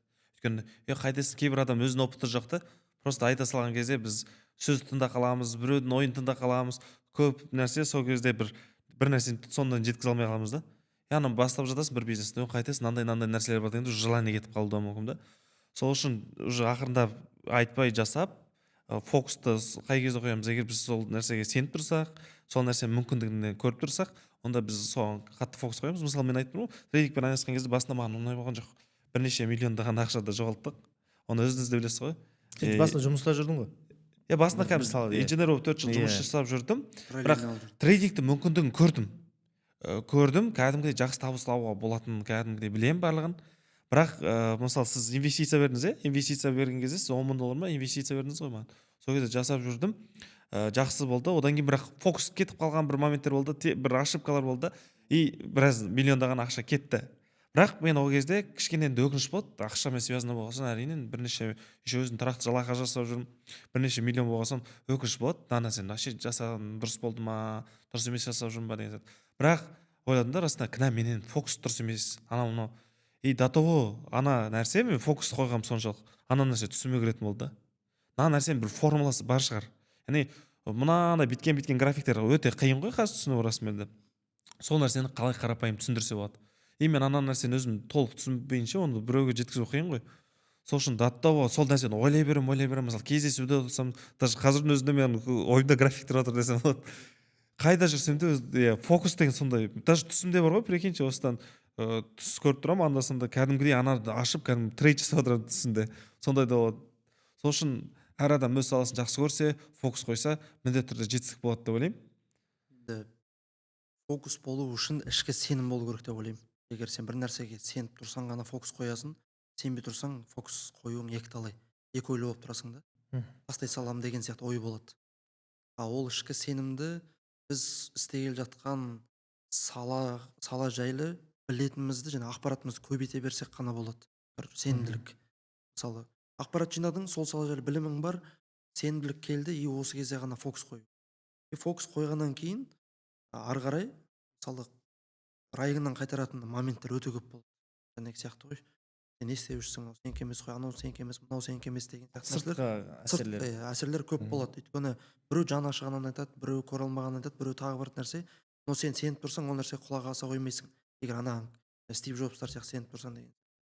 Но мен көптеген жәнегі эксперттермен наставник болған кезде, мысалы, Ерболаттың өзі трейдингтің алдында мысалы маған екі адам ұсынды. Екеуінде бірақ фокус жоқ. Одан кейін ары қарай инициатива алу екіталай деген сияқты ғой. Самұрық қазынаны болсын, мысалы Фархат мырза өткізіп жүрсе, оған дейін қаншама адам болды деген сияқты. Мен ешкімге жаманшылық тілемеймін, кім алдыма келеді, ары қарай сол адаммен систематично жүйелі түрде жұмыс жасай беремін. Мынаны былай істейсің, кейбір адамдар деймін, Арман айтпада жатсыз ғой. Кейбір адамдардың наставнигі болмаса, ешкімге айтпай қозғалған дұрыс деп ойлаймын. Егер мысалы наставник болып тұратын болса, мен мысалы оған алдын ала айтамын. Саған адамдар өйстіп айтады. Осы кезде маған дайын бол. Мына жерде мынандай сәтсіздік болады. Ертең мынанша ақша табасың, оны бүйтіп басқару керек. Оны былай. Уже ақпарат біліп тұрған адам ары қарай қорықпайды. Егер білмесе, онда қорқыныш болады. Тура сол сияқты Аллахтың қалауымен енді бәріміз бір ортада жүрдік те, жан жаққа кетуімізге тура келді ғой. Мен кофейня ашам деп кеттім. Дастан мырза басқа кәсіппен кетті деген сияқты. Ерболат трейдингпен түрлі бағытқа кеткен кезде мен кофейня ол жақтан да ошибкаларым кетті. Мен кофені жақсы көремін, кофейня ашуым керек деген сияқты. Бір жағынан ол менің кетіп қалғаннан кейін не істесем болады деп ойлануым керек қой. Сол ойлануыма кофейняны жасап жүрген кезде маған көмек болды да. Бос болып қалмайын деп мен кофейня ашқан екенмін да. Бос жүріп қалмайын. Сөйтіп жүріп жәнегі аяқ астынан уже мида каша болды. Ерболат екеуміз Дубайға кетіп қалдық та, сол кезде ойландым, ары ойландым, бері ойландым. Мынау менікі ма кофейня. Сосын бірден ұшып келдік те, сразу кешкісін кофейняға барып, сатып жіберіп, готовый бизнес қылып, бұрынғы бағытқа қайтадан түсіп бастадық. Неге түсіп бастадық? Потому что мен кеткенде білесіз, жалғыз кеттім. Жалғыз кеткеннен кейін ешкімді өзімен ерткен жоқпын. Но Аллахтың қалауымен маған сеніп, біліміме сеніп, ары қарай осымен жұмыс істедік қой, қайтадан бір жұмыс істесек қалай дейтін. Сол не только ол орта, басқа да адамдар келе бастады да. И мен ойладым, осы опытты қайтадан фокусты қайтадан жинақтап, осы опытымды қайтадан шығарайын. Неге? Өзімнің қалауым емес, бірақ сыртқы факторлар, сырттағылар маған сеніп тұр, значит, Аллах тағала маған осы қабілетті берді, осы неге шығармасқа жасайын деген сияқты. Неге жасамасқа деген сияқты. Тура сол сияқты Дастан мырзамен қайтадан жолымыз бірігіп, Дастан мырзаны өз саласын ары қарай жаңғыртты деген сияқты. Сонда қарасаңыз, опыт өте маңызды. Сен нөл болып қалсаң да, қайтадан үлкен дүние жасап шыға алу, ол тікелей опытқа байланысты и фокусқа. Егер менде фокус болмайтын болса, ол нәрсе Аллах тағала маған бермейтін деді оны. И мендегі тағы бір принцип, қолымнан келген нәрсені жасаймын, уже 99 деп айттым ғой, оны жасаймын, ары қарай уже фокусымды бәрін қоямын, нәтиже болса жақсы, машалла, болмай қалып жатса қайырлысы деп қараймын, болды. и сонда менде не болмайды, ақша таппасам да, көп тау кетсем де, орташа жүрсем де менде вообще уайым болмайды да. фокусты қоя алу үшін неге сену керек? Фокусты қоя алу үшін смотря сен анықтап алу керексің мақсаттарыңды. Уже мақсатың болғаннан кейін сен әрбір мақсатыңа дейтін жеке пунктпен жаздырамын ғой, жаздырған кезде әр мақсатың жайлы ақпарат жина деймін. Мысалы кейбіреу келеді, киім дүкенін ашқым келеді дейді, бірақ опыты жоқ. Мен не істеймін, келеді, сен киім дүкенін ашқан 10 адаммен байланысқа шық деймін, хотя бы 10 адаммен. Ол қалай жасап жатыр, не істеп жатыр, қандай стратегиялар қолданып жатыр, 10 адамды сүзгіле, кейін атыңды шығар, сосын ақырын тестировать ет. Былай шыққан кезде сен қатты беріліп өзіңді қинап не істеме деймін, эффективно жұмыс жаса, просто ақпарат жина. Ақпарат жинаған кезде ғана сенімділік келеді, сенімділік бар кезде ғана фокус. Онсыз фокус келмейді. Не нәрсеге қоярың білмейсің ғой. Иә. Мына нәрсені мен өзі қазақта көп нәрсені өзі айтып тастаған ғой негізі. Алла тағала үш жағдайда көмектеседі дейді. Бірінші, жолға шыққанда, үй салғанда и тәуекел еткенде дейді. Енді қалай көмектеседі деген нәрсе ғой. Мысалы, жолға шыққан кезде дастан қай жаққа барасың? Мысалы, семейге да, мақанша, Ұржар. Сен біліп тұрсың ғой қайда кетіп бара жатқанын. Цель бар. Нақты мақсат бар. Б точкаң бар. Б точкаң бар ма? Саған міндетті түрде көмектеседі. Жетесің сен. Өйткені ал атып шықтың, бәрібір болып тұрса, тұман, боран, Кетіп қалдың. бармайсың ғой ешқайда. Иә. Или там адасып кетесің. Екінші қандай жағдайда көмектеседі дейді? Үй салғанда. Үй салған кезде негізі айтайын деген Б точкасы болмаса көмек келмейді екен. Үй салған кезде қалай көмектеседі? Сіз өзіңіз салып шықтыңыз ғой толықтай. Иә, салдық. Білмеймін. Аллаға шүкір, енді әке-шешем үлкен коттедж салдым. Б точкасы болды. Б точка дегеніміз қалай енді? Үй салар кезде қалай көмектеседі? Сұрақ. Сұрақ бұл. Сұрақ па? Үй салған кезде Б точкасы қалай Б көмектеседі? точкасы не? Б точкасы деген мысалы любой нәрсе ғой, мысалы құрылтай ұйымдастырды. Жоқ, үй салған кезде Б точкасы не? Әркімде әртүрлі деп Енді ойлаймын. былай деп ойлаймын, енді адамның өзінің бір жердің кіндігі деген сияқты болады ғой. Жердің кіндігі сияқты адамның сол бір ошағы да өзінің. Бірақ сол жерден шығып. Әке шешең бар сол жерде сенің бір жаныңды байлаған бір адамдар бар да. Жоқ, Родной дұрыс жерің түсіндіңдер деген ғой. сияқты. Түсіндіре салайын да. Б точкасы дегеніміз үйдің фундаменті екен. Қазақстан Іргетасы. бойынша деп алайықшы. Үй салғандардың 90% деп алайыншы. Фундамент құрғаннан кейін ода ақшасы болмаған үй салғанға. 2-3 жылда үй тұрғызып алады. Ақырындап салды. Қарашы, Иә, осы иә, нәрсеге иә. сенші. Вот жаңағы фокус деген нәрсе қалай? Фокус деген нәрседе осы нәрсе тұр да. Фундамент құрдың ба? Үй бітеді. Минимум 3 жыл ғой. Үй 5 бітеді, жылға барады енді. А так үй салып тастайды. Ода ақша жоқ, бірақ фундамент салып жатқан кезде ода ақша жоқ. Бірақ бастап қойды, иә, оны. Б точкасы жер болса көмектеспейді. Жер көмектеспейді ол. Фундамент. Яғни үйдің уже формасы шықты ғой. Шығын кетті алғаш. Түсінікті. Түсіндіре алдың ба? Сіз газыздан үздіксіз дегенге келіп тұрған нәрсе. Солай екен негізі. Жаңағы жолға шыққан кезде Б точкасы Шымкент болса Шымкент, Өскемен болса Өскемен деген сияқты. Үйдікі Үй салған кезде фундамент. Жақсы. Сол үшін үй салудан қорықпаңдар. Шынымен де жер алып фундамент қойып тасташы, кейін деген нәрсені қалдырмау керек. Білмеймін қалай да тұрғызып тастайды. Оныған факт көп өмірде, қаншама адам сөйтіп салып тастаған. Қаншама дос балалар салған. Сол үшін үй салудан қорықпа деп айтты. Үшінші, ол тәуекел ету. Тәуекел етудегі Б точкасы не енді? Бизнес деп алайықшы, бизнестегі Б точка. Машина ма, үй ма, әкешің Меккеге апарғаның ба, Б точкаң не енді? Қарапайым бір ақ ауыз сөзбен айтайықшы. Жалпы тәуекел етудегі мақсатың дейсіз ғой, иә? Тәуекел етудегі Б точкаң. Бастапқыда енді бастап шыққан кезде ақша бір интересный сияқты болады негізі сол. Бірақ расында Сен жетістікке жетуің үшін мысалы мен қазір Б точка қойып отырмын да, біз осы 25-ші жылы реформа шығардық өзіміз. 25-ші жыл 100 мың кәсіпкерді онлайн кәсіпке кіргізу. Б точка менікі 25-ші жылға осы болып тұр. сенде. мысалы менікі сол 25 жылда сенікі қайталап жатыр ғой. Жалпы Реформа десе. Жалпы менде андай ғой, адамдардың алғысын алғаннан мотивация сол үшін бір кәдімгідей үлкен аудитория.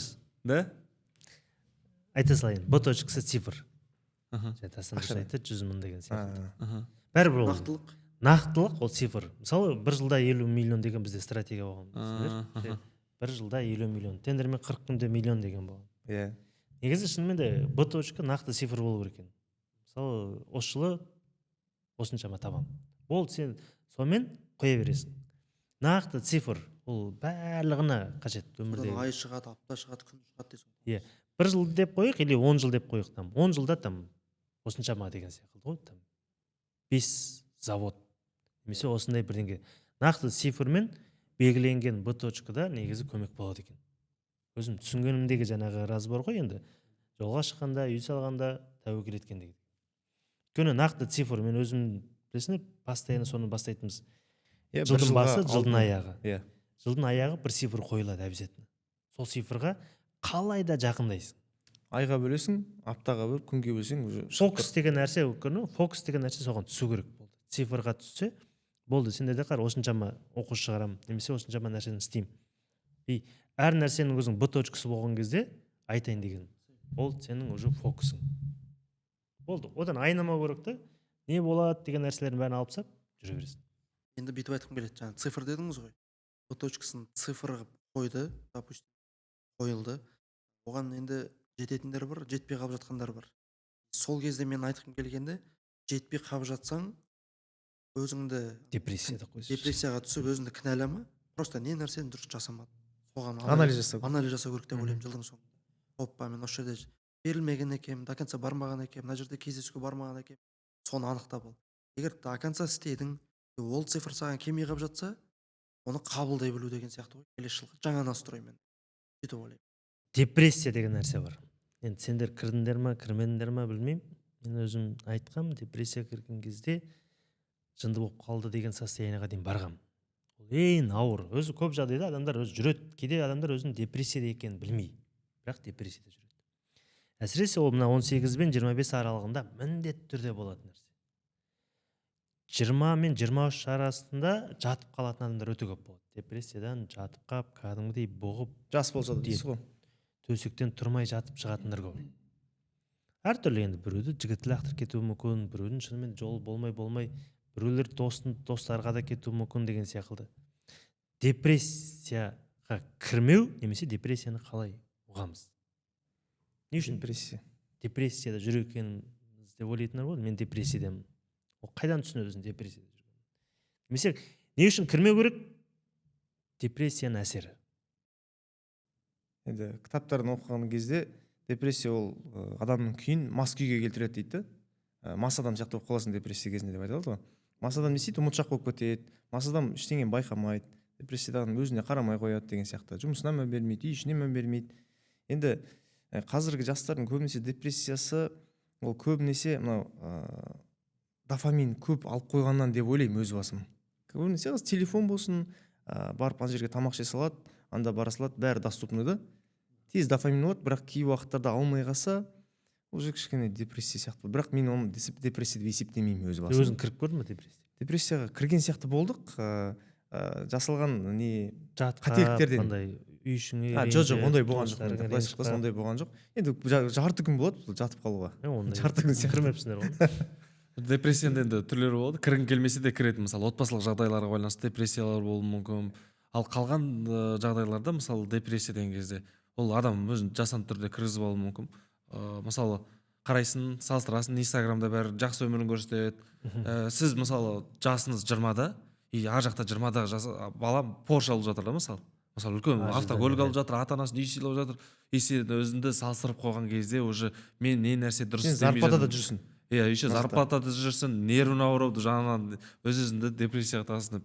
Ол басқаларда неге бар, неге менде жоқ деген сияқты ойлармен былай өз-өзін салыстыру арқылы негізі адам депрессияға да түсіп жүруі мүмкін өзін. Сол үшін Түспеу үшін не істеу керек депрессия? түспеу үшін жалпы негізі жүректе иман болса, ешкімді өзімен салыстырмаса и әрекет етіп өзінің жасап жатқан ісіне сенсе, депрессия болмайды деп ойлаймын. Осы кезде бір менде болды да, айтып кетейін.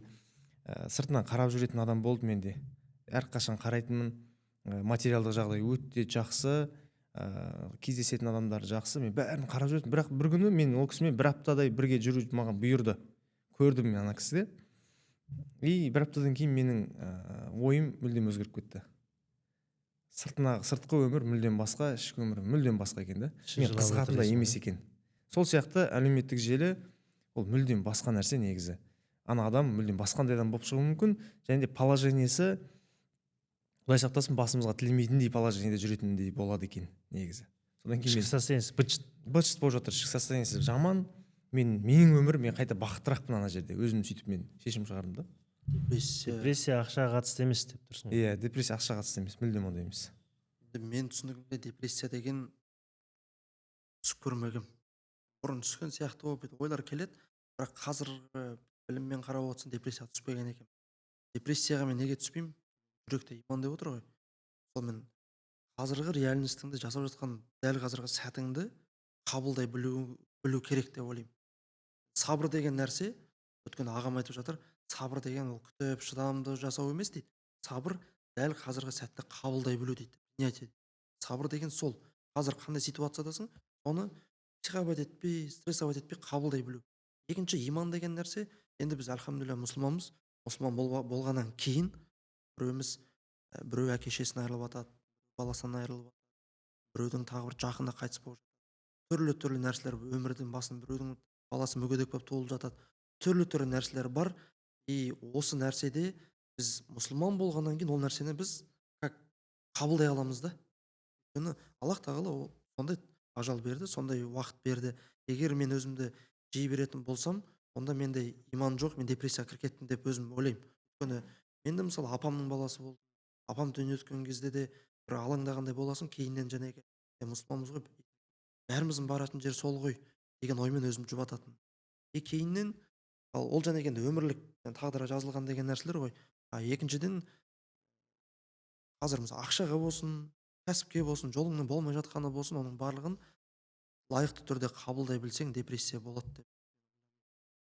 Депрессия және мас адамның күйін беріп тастайды деген сияқты. Депрессияда енді 2-3 жыл, 4 жылға дейін жүрген адам ретінде айтайын енді, опыт ретінде. С опытом депрессия. С опытом, кандидат мастер спорта по депрессии деп.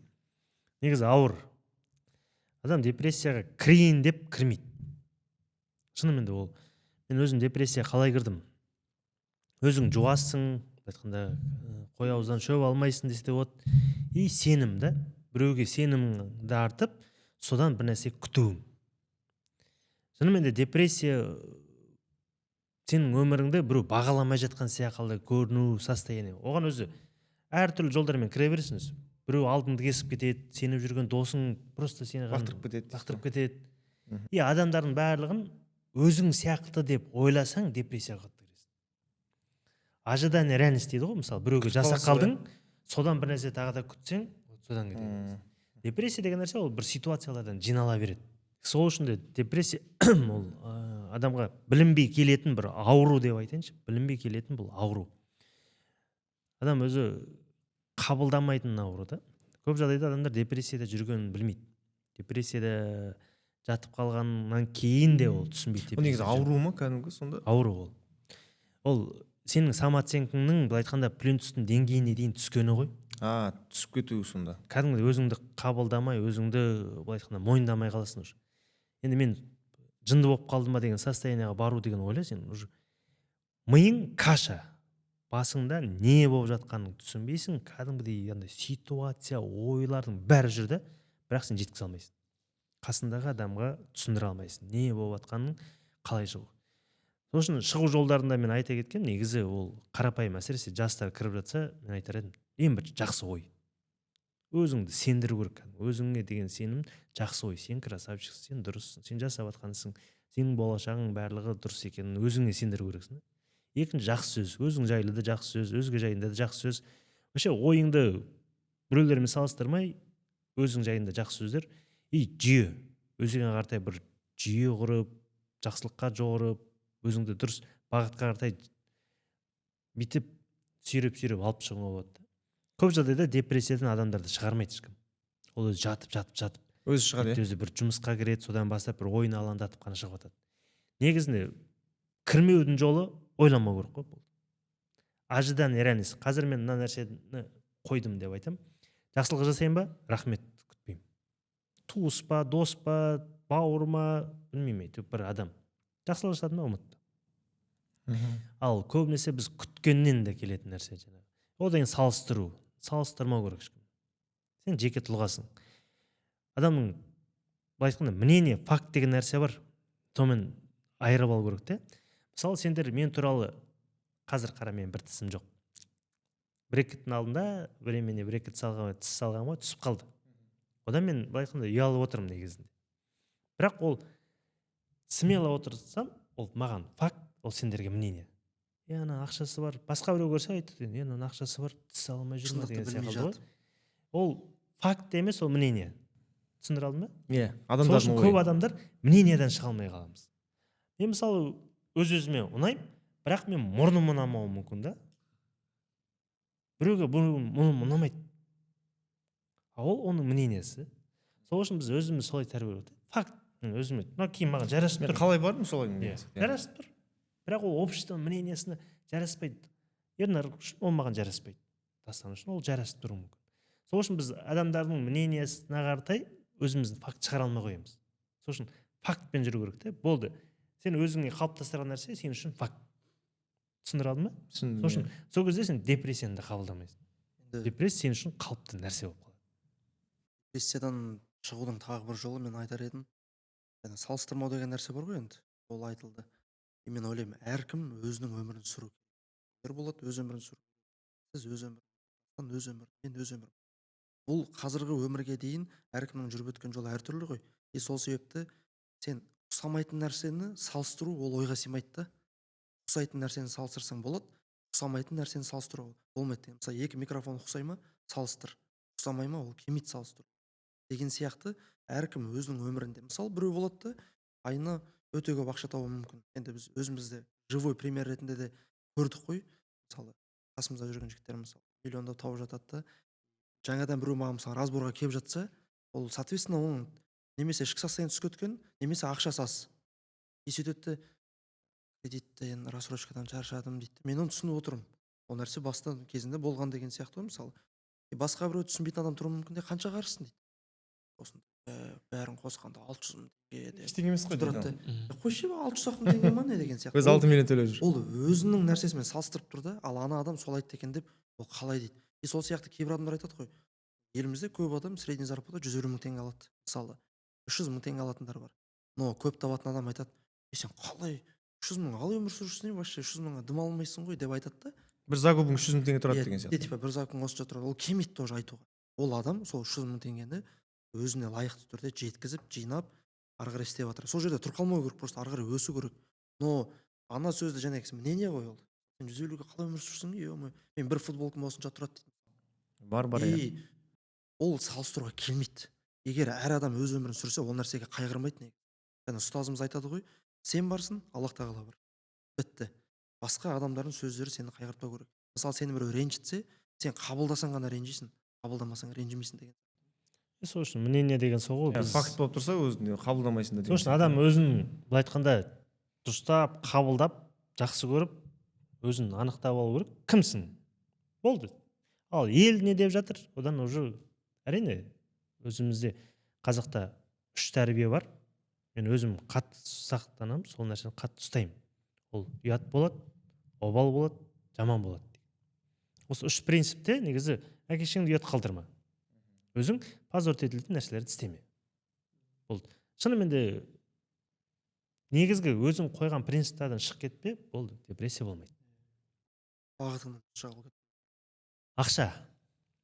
Ақша табу бар, сақтау бар, еселеу бар. Үшеу 3 бөлік. Біреу табуды біледі, бірақ сақтай алмайды. Біреу тауып сақтауды біледі, бірақ еселей алмайды. Ең принцип ол жоғарғысы еселеу. Ең қиыны десе де болады. Сосын ақша жайында ақпараттар. Ақшаны қалай түсінеміз? Ақшаны қалай табуға болады? Немесе қалай сақтауға болады? Немесе қалай еселеуге болады? Жалпы енді көп ақша табу деген сияқты енді. Негізі бәріміз негізімен өзінде услугадан бастадық қой. Қолынан келетін нәрсені адамдарға жарнамалайсың, пайдаңды тигізесің, сол үшін өзің ақыңды аласың деген сияқты. Сөйтіп жасап келе өз жаныңа команда жинайсың, көмекшілер жинайсың деген сияқты. Ол ақшаны табу бір жолы да. оны сақтап қалу бәрі бір этаппен келетін сияқты. Бастапқыда ақшаны тапқаннан кейін қызығатын нәрселеріңді алып аласың, одан кейін қызық болмай қалады. Ол этапты түсінесің да сақтап қалуды өзің ақырындап өзің методыңмен үйренесің және еселеу. Оны еселеу басқа бір проекттерге салу, немесе осы жерде көп мен өзімнің жасағанда қателігім, маған ақша келіп жатқан жаққа мен ақшаны қайтадан салу керек екенін мен білмедім басында. Және де мен оны қазір түсіндім. Иә, өзімнің ақша келіп жатқан жағыма мен инвестиция жасау керек екенмін. Еселеу деген осы екен мен түсінгенім бойынша. Бірақ та мен өзімнің проекттерім болды. Мысалы, Бәйтерек монументінің бірінші этажында мен фотозона жасадым. Ол жақта да жақсы болды.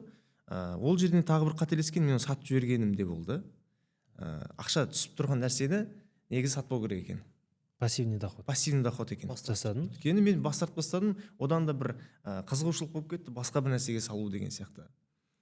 Сөйтіп қателесіп келе, мен өзім қазір түсінгенім, саған қай жақтан ақша келіп тұр, сен сол жаққа міндетті түрде салу керексің, берілу керексің. Фокусыңды да, ақшаңды да сен сол жаққа салу керексің. Осы жерде мына нәрсені айта кетейінші.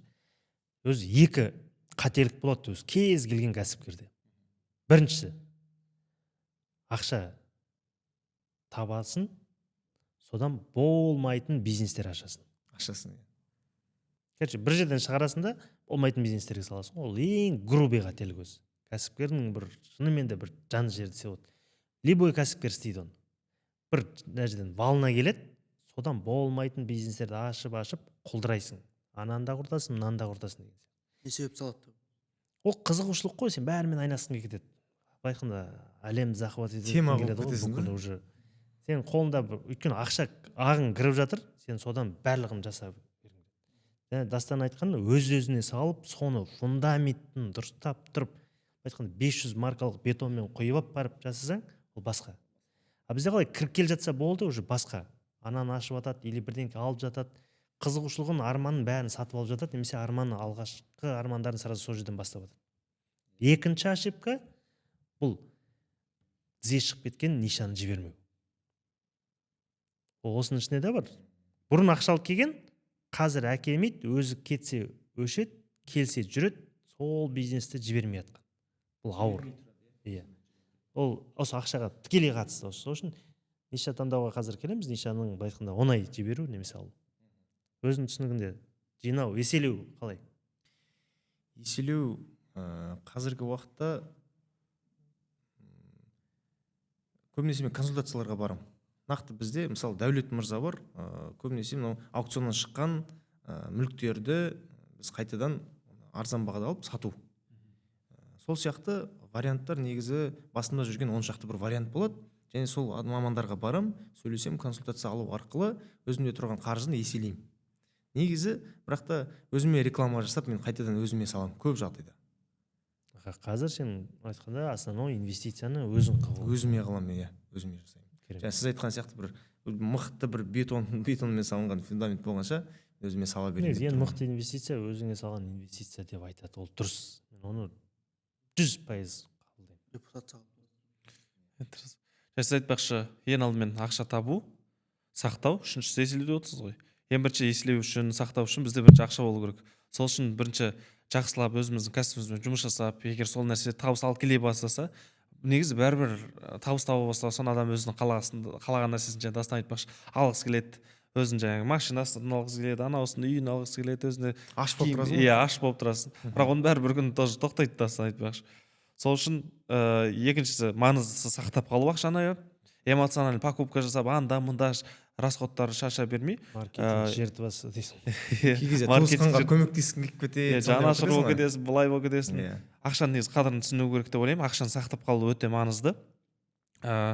Еселеу үшін енді қазір енді өзім салам бойынша айта кететін болсам, қазір акциялар бар, білесіздер, әртүрлі компаниялар, әлемдік брендтер бар, қазақстандық компаниялар бар. Кез келген компанияның өз акциясы болады. Сол компанияларға акциялар салып қойсақ, мысалы, тауып жатқан доходымыз жоқ дегенде бір 10%-ын на будущее, болашаққа сала беруіміз керек. Иә, ұзақ мерзімді инвестиция, алтын бар, акциялар бар, соларға негізі ұзақ мерзімді жасайтын болсаңыз, бұл ақшаның біріншіден қазір экономика не болатынын білмейміз ғой, біз ақшаны егер тауып жатырмыз оны теңгемен үйге барып сейфқа ақшалай кәдімгі купюра түрінде сақтап қоятын болсақ, ол дұрыс емес. Өйткені сіздің жинап қойған қағаз 20 миллион ақшаңыз 6 айдан кейін сізге 20 миллион емес, 17 миллион ақшасы болып қалуы, сейфте жатқан ақшаңыз 3 миллионға минус кетуі мүмкін. Неге? Инфляцияның арқасында деген сияқты ғой. Вот сол сияқты. Ал кейбір кісілер алады да доллармен сақтап қояды. Доллар типа айтады, доллар өседі, түседі. Ол дұрыс, ол ақшаны сақтап қалу, бірақ еселеу емес.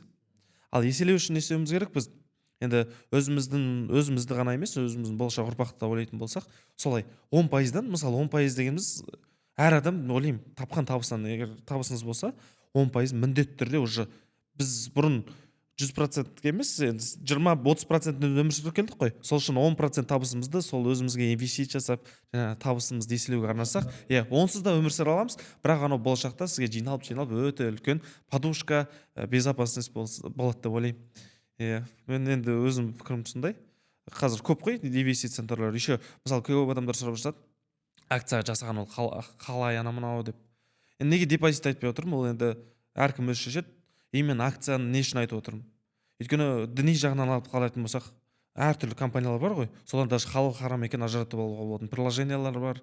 Сол арқылы көресіз. Енді көбіміз мұсылманбыз әрине. Сондықтан ана жерден бір жағынан өзінің діни жағынан да тыныштың, еще бір жағынан табысыңыз еселеніп жатса, ол бір керемет деп ойлаймын. Сен түрде. Депозитті қолдайсың? Депозит туралы енді ештеңе айта алмаймын. Депозит негізі діни емес, былай кәдімгі өзім осы салада жүргендіктен. Кәдімгі инвестор ретінде. Жақсы, мен сізге инвестор ретінде айтайыншы, депозит бізде қанша? Инвестициямен айналысып жүрген маман ретінде депозит сен үшін мысалы 18% қазір. Жақсы, давайте 18%. 18 емес, негізі 15, 14-те жетті ма, 15% орташа есеппен алатын болсақ. Бірақ бізде қарасаңыз, алдында бір жағдай болды. $480 480-нен 530-ға 50 теңгеге өсіп тұр. Қарасаңыз, 10%-ға жуық несте ақша құнсызданып қалды. Депозит негізі, айтып отырмын ғой, 20 миллион салған ақшаңыз инфляцияның арқасында сақталып тұрған 17 миллион болып қалды деп. Негізі депозит именно сол ақшаңыздың 20 миллион сол 20 миллион күйінде тұра береді. Сақтау. Сақтау үшін ғана негізі. Және екінші сұрағыңызға, жоқ, бұл табысты еселеуге депозит дегенімізде өте қате пікір негізі. Даже біз доллармен сақтайтын болсақ, жылына 1%. Ал бізде акция анау, ол жерде де рисктер бар әрине. Бірақ енді сіз қалай айтсам болады, бір нәрсеге салса алмайсыз ғой, бүкілін аласыз да, мысалы iPhone акциясында. Өйткені iPhone-да жаман жаңалықтар болып қалуы. Минимум неше бағытқа салу керек? Негізі әртүрлі. Мысалы, айтайықшы, допустим, $10,000 бар, $10,000 сіз жоқ дегенде бір 10 компанияға салу керексіз ғой. Көрсіз, біреу түсіп жатса, екіншісі акция моментінде. Негізі алтын тоже жақсы ғой. Андай айтады ғой, қалай айтсам болады, өлмейтін инвестиция дейді ғой. Қарапайым, қазір любой адамнан, даже көшеде білмейтін адам инвестиция қайда жасады десеңіз, алтын деп айтып отыр да. 999 49 болып тұр ма? 50 мыңдай. Қазір нақты точно қанша болып тұрғанын білмеймін, қарамаппын. Бірақ сол өте именно инвестицияның тиімді жолдары осы ғой. Менің айтқым келгені, ақшаға қатысты ең бірінші адам ақшасы бар болса да, қарыз кредит рассрочка былықта жатса да, ақшасы көп болса да, өзін жоғалтып алмау маңызды. Өзін жоғалтып алмау. Ол нәрсе әсер етпеу керек. Екіншіден, мысалы маған келген кезде адамдармен қаржылық сауаттылық деген бөлім бар ғой менде. Әр адам жекелей тұлға болып қалыптасқаннан кейін көп ақшасы барлар да, ақшасы жоқ адамдар да, түрлі адамдар келеді, жұмыс жасаймын. Оның барлығында, мысалы, ақшам көп болса ғана күшті болып кетемін дейтін ой қалыптастырып алса, онда бәрі депрессияға кіреді. Сол кезде бақытты болам десе, ол өте үлкен қателік. И сол себепті маған мысалы 20 миллион, 15 миллион, 50 миллион, 90 миллион қарызда жүрген адамдармен жұмыс жасадым. Олардың шығуына тікелей стратегический түрде ықпал жасадым. Себеп қана жасадым. Негізі өзін жасау керек, бір варианттары бар. Табу қайдан енді ақша табу? Енді екіншіден айтқым келгені, айналдырып келе жатырмын да. Біріншіден адам өзінің белгілі бір тапқан табысы болады, оны күнделікті жазып отыру. Маған кейбір адамдар айтады, зачем расходын жаза бересің, неге не істемейсің деген сияқты. Ол железобетон нәрсе, ол жазу керексің. Шығысты жазу керексің. Хоть 10 теңге болсын, ол маңызды емес. Сен әдет қалыптастырасың. Оған да дисциплина керек. Жазып отыру керек. Өйткені мен любой сумманы, қазір менде ақша болмай қалса да, мен емін-еркін жүре аламын. Потому что маған әкем үйреткен. 10 мың теңгенің өзіне 5-6 адам тойып жейтіндей продукт жаса келетіндей мен система құра аламын да. Өйткені соған үйреткен, қанша ақша болса да. Бірінші сол үшін жазу. Жазбаған адам қайда кетіп жатқанын көре алмайды, білмейді. Екіншіден, бар ақшасын еселеу. Және қарызға кіріп кеткен адамдарды айтып жатырмын ғой, оның барлығын қарызға кіруі тікелей өзінің жалқаулығының кесірінен кірген. Неге жалқаулығы? Салғалы жатқан жерін толыққанды зерттемеуден, екіншіден өзі ақпарат жинамаған. Мысалы өзі істегісі келмейді, мен тұрып қазір жалқауланып трейдинг істегім келмей, Ерболат, мен саған осынша беремін, сен еселеп еш десем, онда мен вообще еще ақпарат болмаса мен контроль жасай алмаймын, ол жақта қалай отыр, маған өтірік айтып салуы мүмкін деген сияқты ғой. Ол деген және көп адамның қадалуы бізде сол жерден.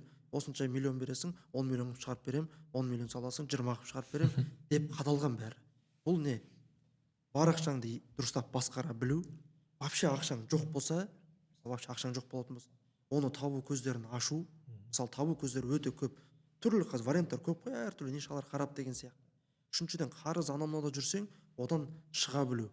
Болды, осы нәрселер ғана. Еселейтін кезде мен өзім лично эксперттердің наставник болғаннан кейін, менікі де өзі бүйтіп трейдинг сияқты болмаса да, менікі өмірлік акция сияқты болып тұрады. Дастан мырзамен белгілі бір пайызы менікі, Дәулет мырзамен белгілі бір процент менікі, мен де бүйтіп тоже акция сияқты болып тұрады да, как будто. Мына жақтан болса, мына жақтан болмайды, мына жақтан болса, кейде төртеуінен де болады деген сияқты. Мен өзім солай басқарамын. Енді негізі қаржылық сауаттылық өте маңызды да. Өте маңызды. Көп жағдайда негізі ақша табу оңай. Ақшаны сақтау ол бір қиын. Оны еселеу одан да қиын. Мысалы еселеуге келейік, енді табуды қанша рет айттық қой, әртүрлі жолдарында айттық. Мысалы жақында ғана мен өз қаржы пирамидаларына қатты қарсымын, өздерің білесіңдер. Көптеген принциптерді осы салаға қоямын.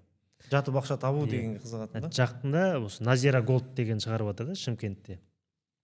Үйінен 20 килограмм алтын, бірнеше миллион ақша. Ол тоже системаны қалай құрған? Адамдарға 30% айына өшеді.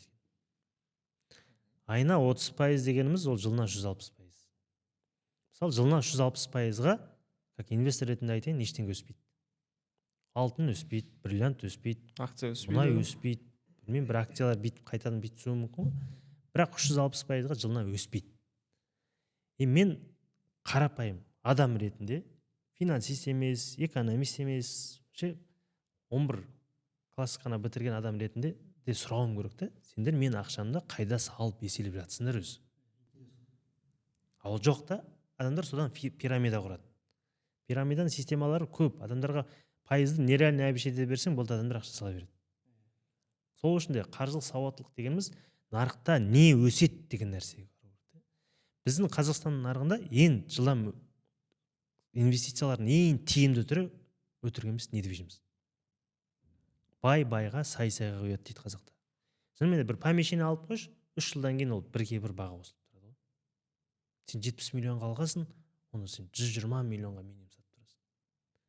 Локацияға байланысты, әсіресе ол Астана, Алматы, Шымкент, ірі мегаполис қалаларда кәдімгі недвижимость ол 100%-ық инвестиция. Бұрын Тойотаның өзі инвестиция ретінде қаралатын да, бағасы өсе беретін. Қазір Қытай нарығы кірді де машина саласын сындырды. Машина қазір инвестиция емес. Сол үшін де бізде әрине нақты инвестициялар бар. Мен өзімді жобалап қараймын. Әртүрлі инвестицияның ең тиімді түрі мен үшін қазір енді біз өндіріс саласына кетіп жатырмыз ғой. Өндіріс саласын толық бағыттау жолын қарастырып жатырмыз. Негізі өзіміз өндіру керек. Бұрын енді алып сатқандардың бәрі байыды. Білесің бе, бәрі алып сатты, байыды. Іштегі дайын нәрселердің өзін алып сатып жергендердің өздері де байыды. Қазір өндіріс саласы шынымен де Қазақстанға кіріп келеді. Оның үстіне тендермен алсақ, мына индустриальный сертификат бойынша мемлекеттің өз жағдай жасауға көмектесіп тұр. Мемлекет алдын ала 30% аванс береді, бір көзден рұқсат етті, 3 жылдық ұзақ мерзімді келісімшарттарға рұқсат беріп отыр. Значит, өндірсең, сен гарантиямен сатасың да. Сен уже ақша табуың, сақтап, қайтадан еселеуің бәрін сол өндіріске салатын болсаң, гарантиясы бар. Сол үшін бізде бұрын өндірсек қалай болды? Бұрын өндірсек, бізден ешкім алмайтын. Сабын өндірсек, сен базарға апарасың, ары кетсе 30 теңге қосасың, сенен ешкім алмайды. А бұл жерде алатынына гарантия бар. Бірақ бәрі айтуы мүмкін, конкуренция басталады ол жақта деп. Басталады. Конкуренциядан жаңағы айтқандай, тізе шығып кеткен нишадан қашуға тырысу керек. Тізе шығып кеткен ниша дегенім сол ғой. Мен бір салаға кірдім, пик. Бүкіл адам сол салаға кіріп жүрген кезде мен осы саладан кетуім керек. мысалы қарапайым тендерде бәріміз болдық қой енді. Ценовой деген жүйесі бар. Бүкіл Қазақстанға ең алғаш біз осы оқыту орталығын бастаған кезде байқайсың ба, ценовойда ондай конкуренция болмайтын. екі адам. Білесіңдер ғой. Бір 10-15-ке баратын енді. Но қазір ценовойда ойлашы 45-50 адам дегендер жай жүр. Ол біз ғана оқытып жатқан жоқпыз ғой, заман адамдар дамып жатыр да. Өйткені ценовой уже болды, тізесі шықты оның. Мемлекетте қашып отыр даже дейсіз ғой ондай нәрседен. Иә, енді мемлекет сонымен күресіп жатыр қазір. Демпинг жасады, антидемпинг жасап жатыр. Сол үшін де адам ақшасын еселеу үшін заманына қарай өзі бір инвестицияларға бағыттап отыру керек та. Перестраиваться ете алу Иә. дейсіз ғой заман. Ол жаңағы тізесі шығып кеткен нишадан қашып, дұрыс. Қазір 2025 пен 26 тендермен алатын болсақ та, былай өмірмен алатын болсақ та, өндіріске кіру керек. Менің рекомендациям өндіріс. Сол үшін қандай да бір өндіріс. Екінші әрине қызмет саласында да болады. Қызмет саласы да ол бір ақшаңды табуға, кішкене болсын сақтауға жақсы көмектеседі. Еселеуге де болып жататын жерлер бар. Сол үшін менің енді болашағым, өзімнің жеке принципім, Аллаға шүкір, кішкене болсын нарықты сеземіз. Не өсіп келетір, не кіріп келетір. Өзім осы 25-тің ортасынан бастап, енді 1000 өндіріс деген жоба бастайық деп отырмыз. Бұйыртса 1000 өндіріс жобасы елімізде 3 жылда 1000 өндіріс ашуға көмектесу. Дайын өндіріс болса да заңдастыру. Өйткені міне 8 айдай болды өндірістерді аралап жүрмін ғой. Өндірістің жеке көптеген өндірістің айтқанда ішкі менеджмент ақсап тұр. Мысалы ол жерге Ернар керек деген сияқты ғой. Маркетинг ақсап тұр. Мысалы Дастан керек. Сбыт жоқ. Қайда сатарын білмей отыр. Базар жоқ, бізде өндіріс жетеді. Ошол бізге келді, аяқ киім 100% өздері аяқ киім өндіреді. Спец обувь. Басында темірі бар аяқ киімдер бар. Бірақ проблемасы базарларға апарып ручно жабайы беріп предлагать жүрма, етіп сатып жүр. подреализация беру. Иә. Әйтпесе күніне 1000 штук аяқ киім өндіреміз дейді. Сол үшін де заманға сәйкестенбесе, адам ақшасын не то что сақтау, еселеу, табу екі талап болып қалады. Сол үшін де қазіргі тренд өндіріс саласы болып тұр. Елімізде өндіріс ашудан қорықпау керек. Перчатка өндіресің, 1000 штук мемлекетке сатуға гарантия бар. Сол үшін де қазір өндіріс кірді. Серіктестік болсын былай да жасап, мен рекомендация талайына беруші едім. Өндіріс ашасың ба, бірақ бір бағытта қалма. Мысалы қазір дейді конкуренция дейді. Сен конкуренция болса бір көзден рұқсат етті ғой. Сен отдел образованияларға кіріп коммерцияға ұсыныс тастап кет. Иә, әрине. Маркетингіңді бөлек дамыт. Сен қарап отырма. Бізде қалай кәсіпкерлердің көбісі ақша табуды үйреніп қалғандардың бәрі ожиданиемен отыра береді. Келетін шығар деп отыра береді. Келетін отыра береді. Сен Заман масштабтауға тырыс та, ақшаңды еселеу ол масштабтау ғой. Сен уже ұсыныс тастай біл. Сол үшін де қазір өндіріс ашуды мен өзім рекомендация беруші едім. И әсіресе мына мемлекет сұрап тұрған 4000 товар деген бар, өз 4000 товардың тізімін алғысы келсе, төмендегі номерлер болады, соған да хабарласып алса болады. Соның төңірегінде ашу керек те. Бақилаш, ЖБ, железобетонный изделие, пакет өндір, скотч өндір деген сияқты, мебель шығар, тігін, орындық шығар, бәрібір парта шығар. Керек десең камера, микрофон, ноутбук, принтер, диспенсер, жабық тұрған бөлімдер. Мемлекет қолдап жатыр дейсіз ғой сол Иә. жақта. Мысалы, дрон деген бар ғой, дрон Қазақстанда өндірмейді ғой. Бірақ оны сборка елімізде құрасаң, Құрастыруға болады. сен уже сата аласың. Яғни индустриальный сертификат дегенді дұрыс түсіну керек. Сол үшін заманға сай жүрген адам ақшасын міндетті түрде еселей алады. Түсіндіре алдым ба? Түсінікті бәрі, иә. эффективно қозғалу. Иә. Эффективность, энергия бір маңызды тақырыптардың бірі. Көптеген адамдарда неге екенін білмеймін, энергия жоқ. Өзінің қалағанына ұзақ тұра алмайды. Немесе желаниясы кете береді. Анамен бір энергия дегенді былай түсінбеймін. Таңертең 5-тен тұрып, постоянно бір тренировочный зарядтап жүру. Энергия мен үшін жасау керек нәрсеңді жасап тастайсың. Болды. Істелу керек нәрселеріңді істеп тастайсың. Сен соған деген энергияң бар. Кейінге қалдырмау дейсіз ғой. Иә. Энергияны қайдан аламыз? Немесе энергия табыс көзінің тікелей айтқанда бұлағы ма? Негізі мен тура солай ойлаймын. Энергичный адам, мысалы мен қазір энергиям тасып отырса, мысалы мен энергиям тасып отыр, сіз де маған сенесіз, Ернар да, Ерболат мырзалар маған сенеді.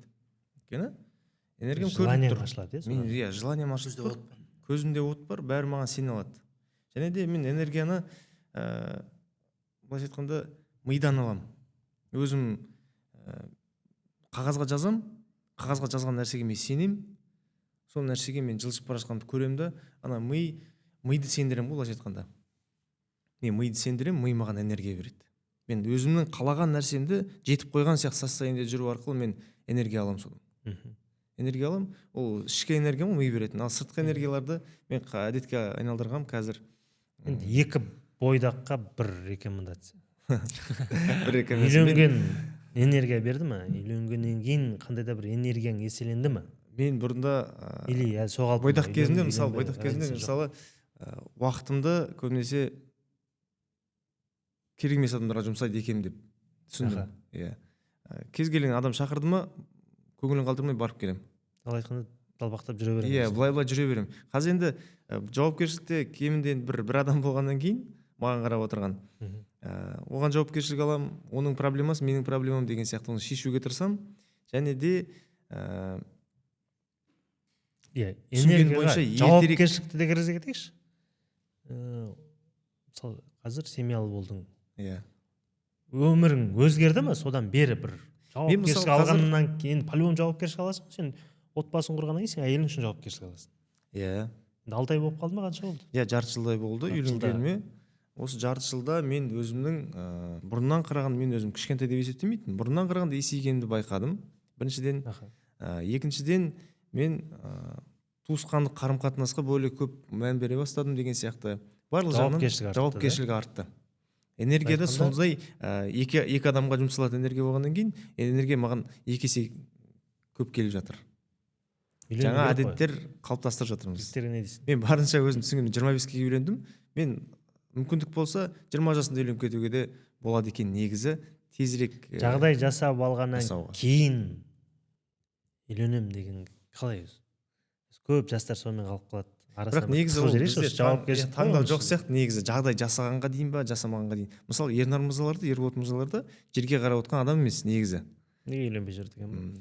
Бір уақыты келеді деген ойдан бір нақты бір адам кездеседі, және де сол уақыты келген уақытта деп ойлаймын өз басым. Және де сыртқы энергия бар.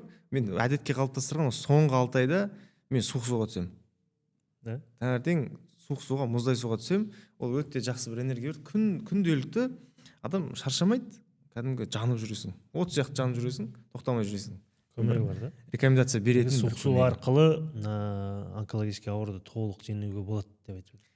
Иә, ондай жақтарын естідім. Дәлелденгендей, енді білесіңдер, мен анам қазір ең соңғы степенмен қиналып кетті. Енді әртүрлі нәрселердің барлығын көріп жатырмыз. Енді бірақ мына суық суға енді мен білмеймін, енді үйрете аламын ба, үйрете алмаймын. Бірақ кәдімгідей суық суға түсу арқылы емделген бір адамды мен көрдім сұхбатын. Иә, ол пайдасы бар. Оны мен не істей алмай тұрмын, өйткені оны қабылдай алмайды. Айтайын дегенім енді негізі точно содан ба білмеймін, бірақ оның айтуы бойынша мен суық су арқылы ғана осы онкологиялық мені ауыртырып, поджелудочная железа деген бар, соны жеңіп шықтым деп айтты да. И мен былай да рекомендация бойынша көп қарадым, осы суық судың энергия беретін, бірақ өзім түспеймін мен. Біреу айтты екен деп сөз алмаймын. Көремін деп қойсаңшы. Оған да дисциплина керек қой. Дисциплина. Басында жылы суға түсесің, салқын су, сөйтіп мұздай суға түсесің. Ерболат. Негізі энергияның 2 түрі болады ғой. Менталды және физикалық. Жаңа сіздер айтып отырған спорт, суық су дегендер бәрі енді ол физикалық. Мысалы, өз-өзіне денене көңілің толмайтын болса, ол да бір энергияны жейді негізінде. Ол физикалық энергия. Бірақ екіншісі көбінесе бізге маңыздысы негізі менталды энергия. Егер менталды энергияңыз дұрыс болатын болса, сіз физикалық энергияңыз дұрыс болады. Өйткені өзіңізге көңіл толғандықтан спортқа аласыз, анау мынау деген сияқты. Ал менталды энергия біз қалай ала аламыз? Негізі ақша жақсы энергетикаға, энергичный адамдарға келеді деп мен айта аламын. Өйткені энергияны қайдан аламыз? Энергия қандай кезде болмайды. Мысалы, егер сіз жүйесіз жүретін болсаңыз, мысалы, мида каша болып жатса, сіз егер жазбай немесе жүйесіз жұмыс жасайтын болсаңыз, энергияңыз тез кетіп қалады. Яғни энергияны бірден жұмсап қоясыз, бір нәрсе болса, дұрыс емес болса қоя саласыз, сөйте саласыз.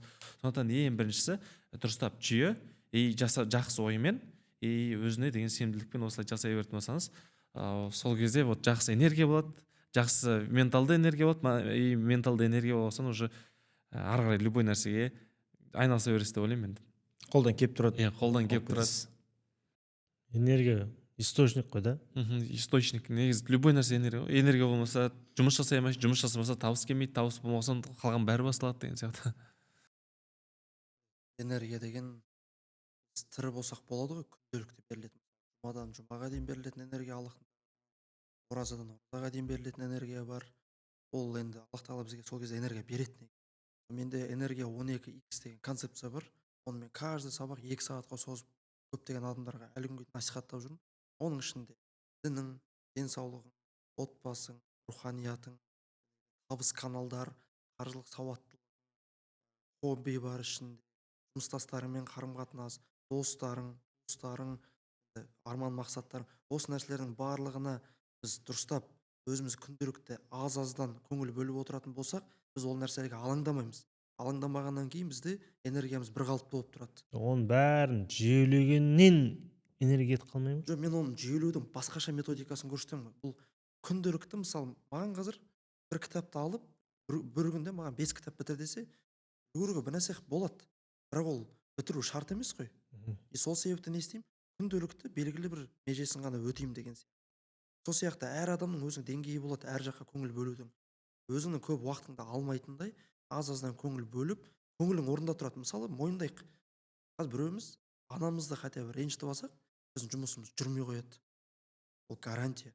Бір нәрсе істегелі тұрасың. Қазір сен өзің қайдан аласың энергияны? Мен осы нәрселерге қатты контроль жасаймын. Екіншіден мен жоспардан аламын. Энергияның барлығын өйстіп көңіл бөлуден. Сосын жұмыста мен жалғыз емеспін.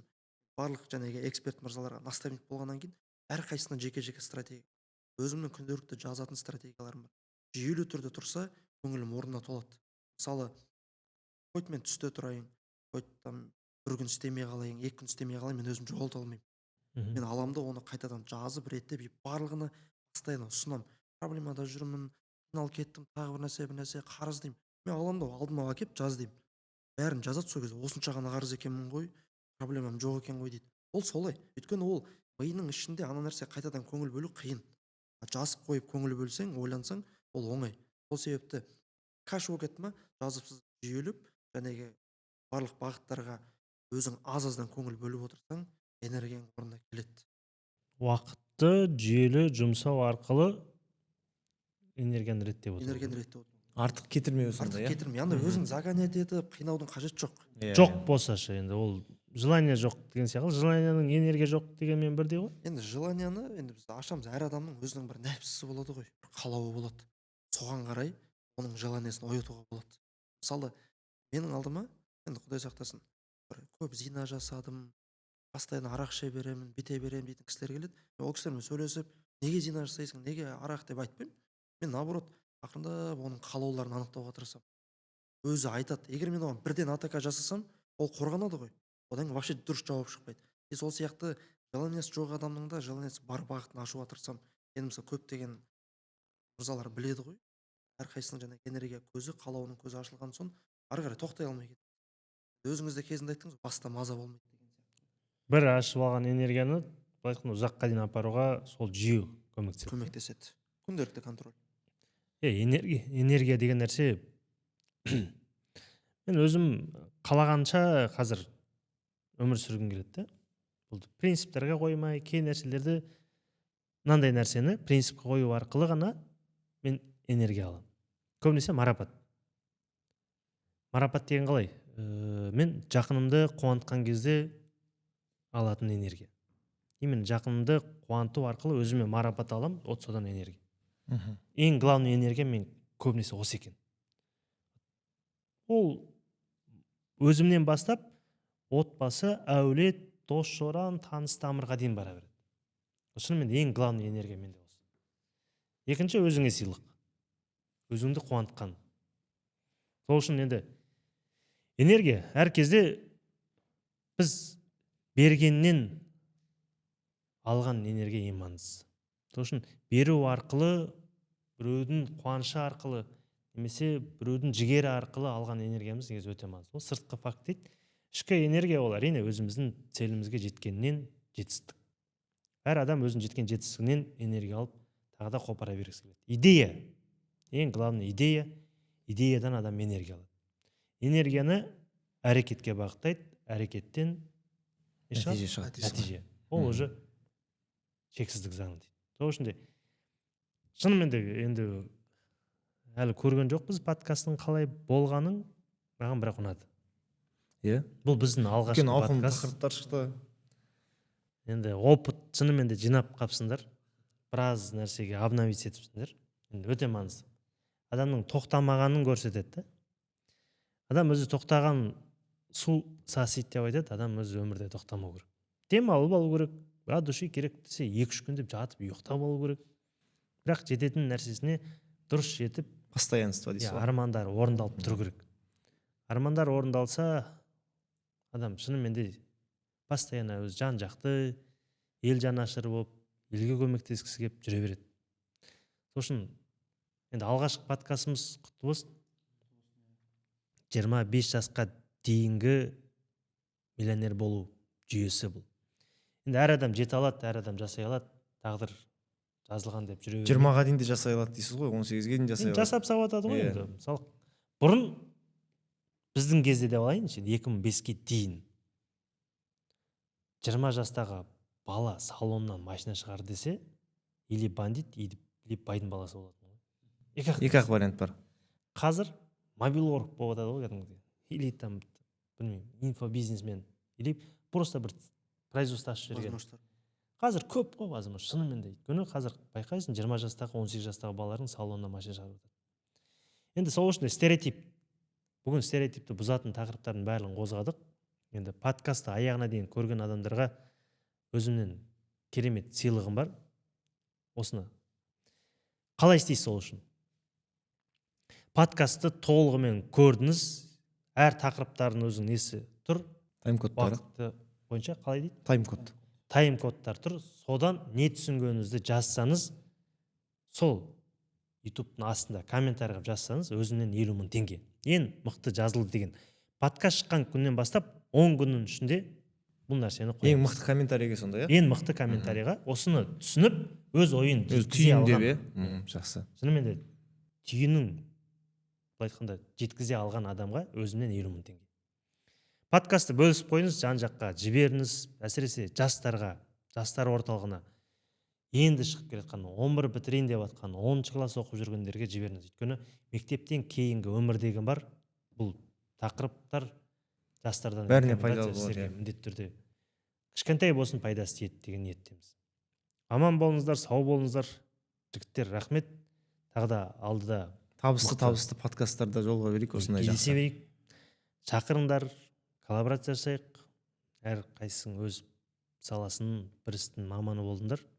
Шынымен де болашағымыз жарқын, мақсатымыз Айқын болсын. айқын және жетістіктерге жеткізетіндей бола берсін. Аман болыңыз, сау болыңыз, каналға жазылып қойыңыз, лайк басыңыз, комментарий жазыңыз, ойыңызбен бөлісіңіз и жан жаққа таратып қойыңыз. Амандықта, саулықта кездескенше.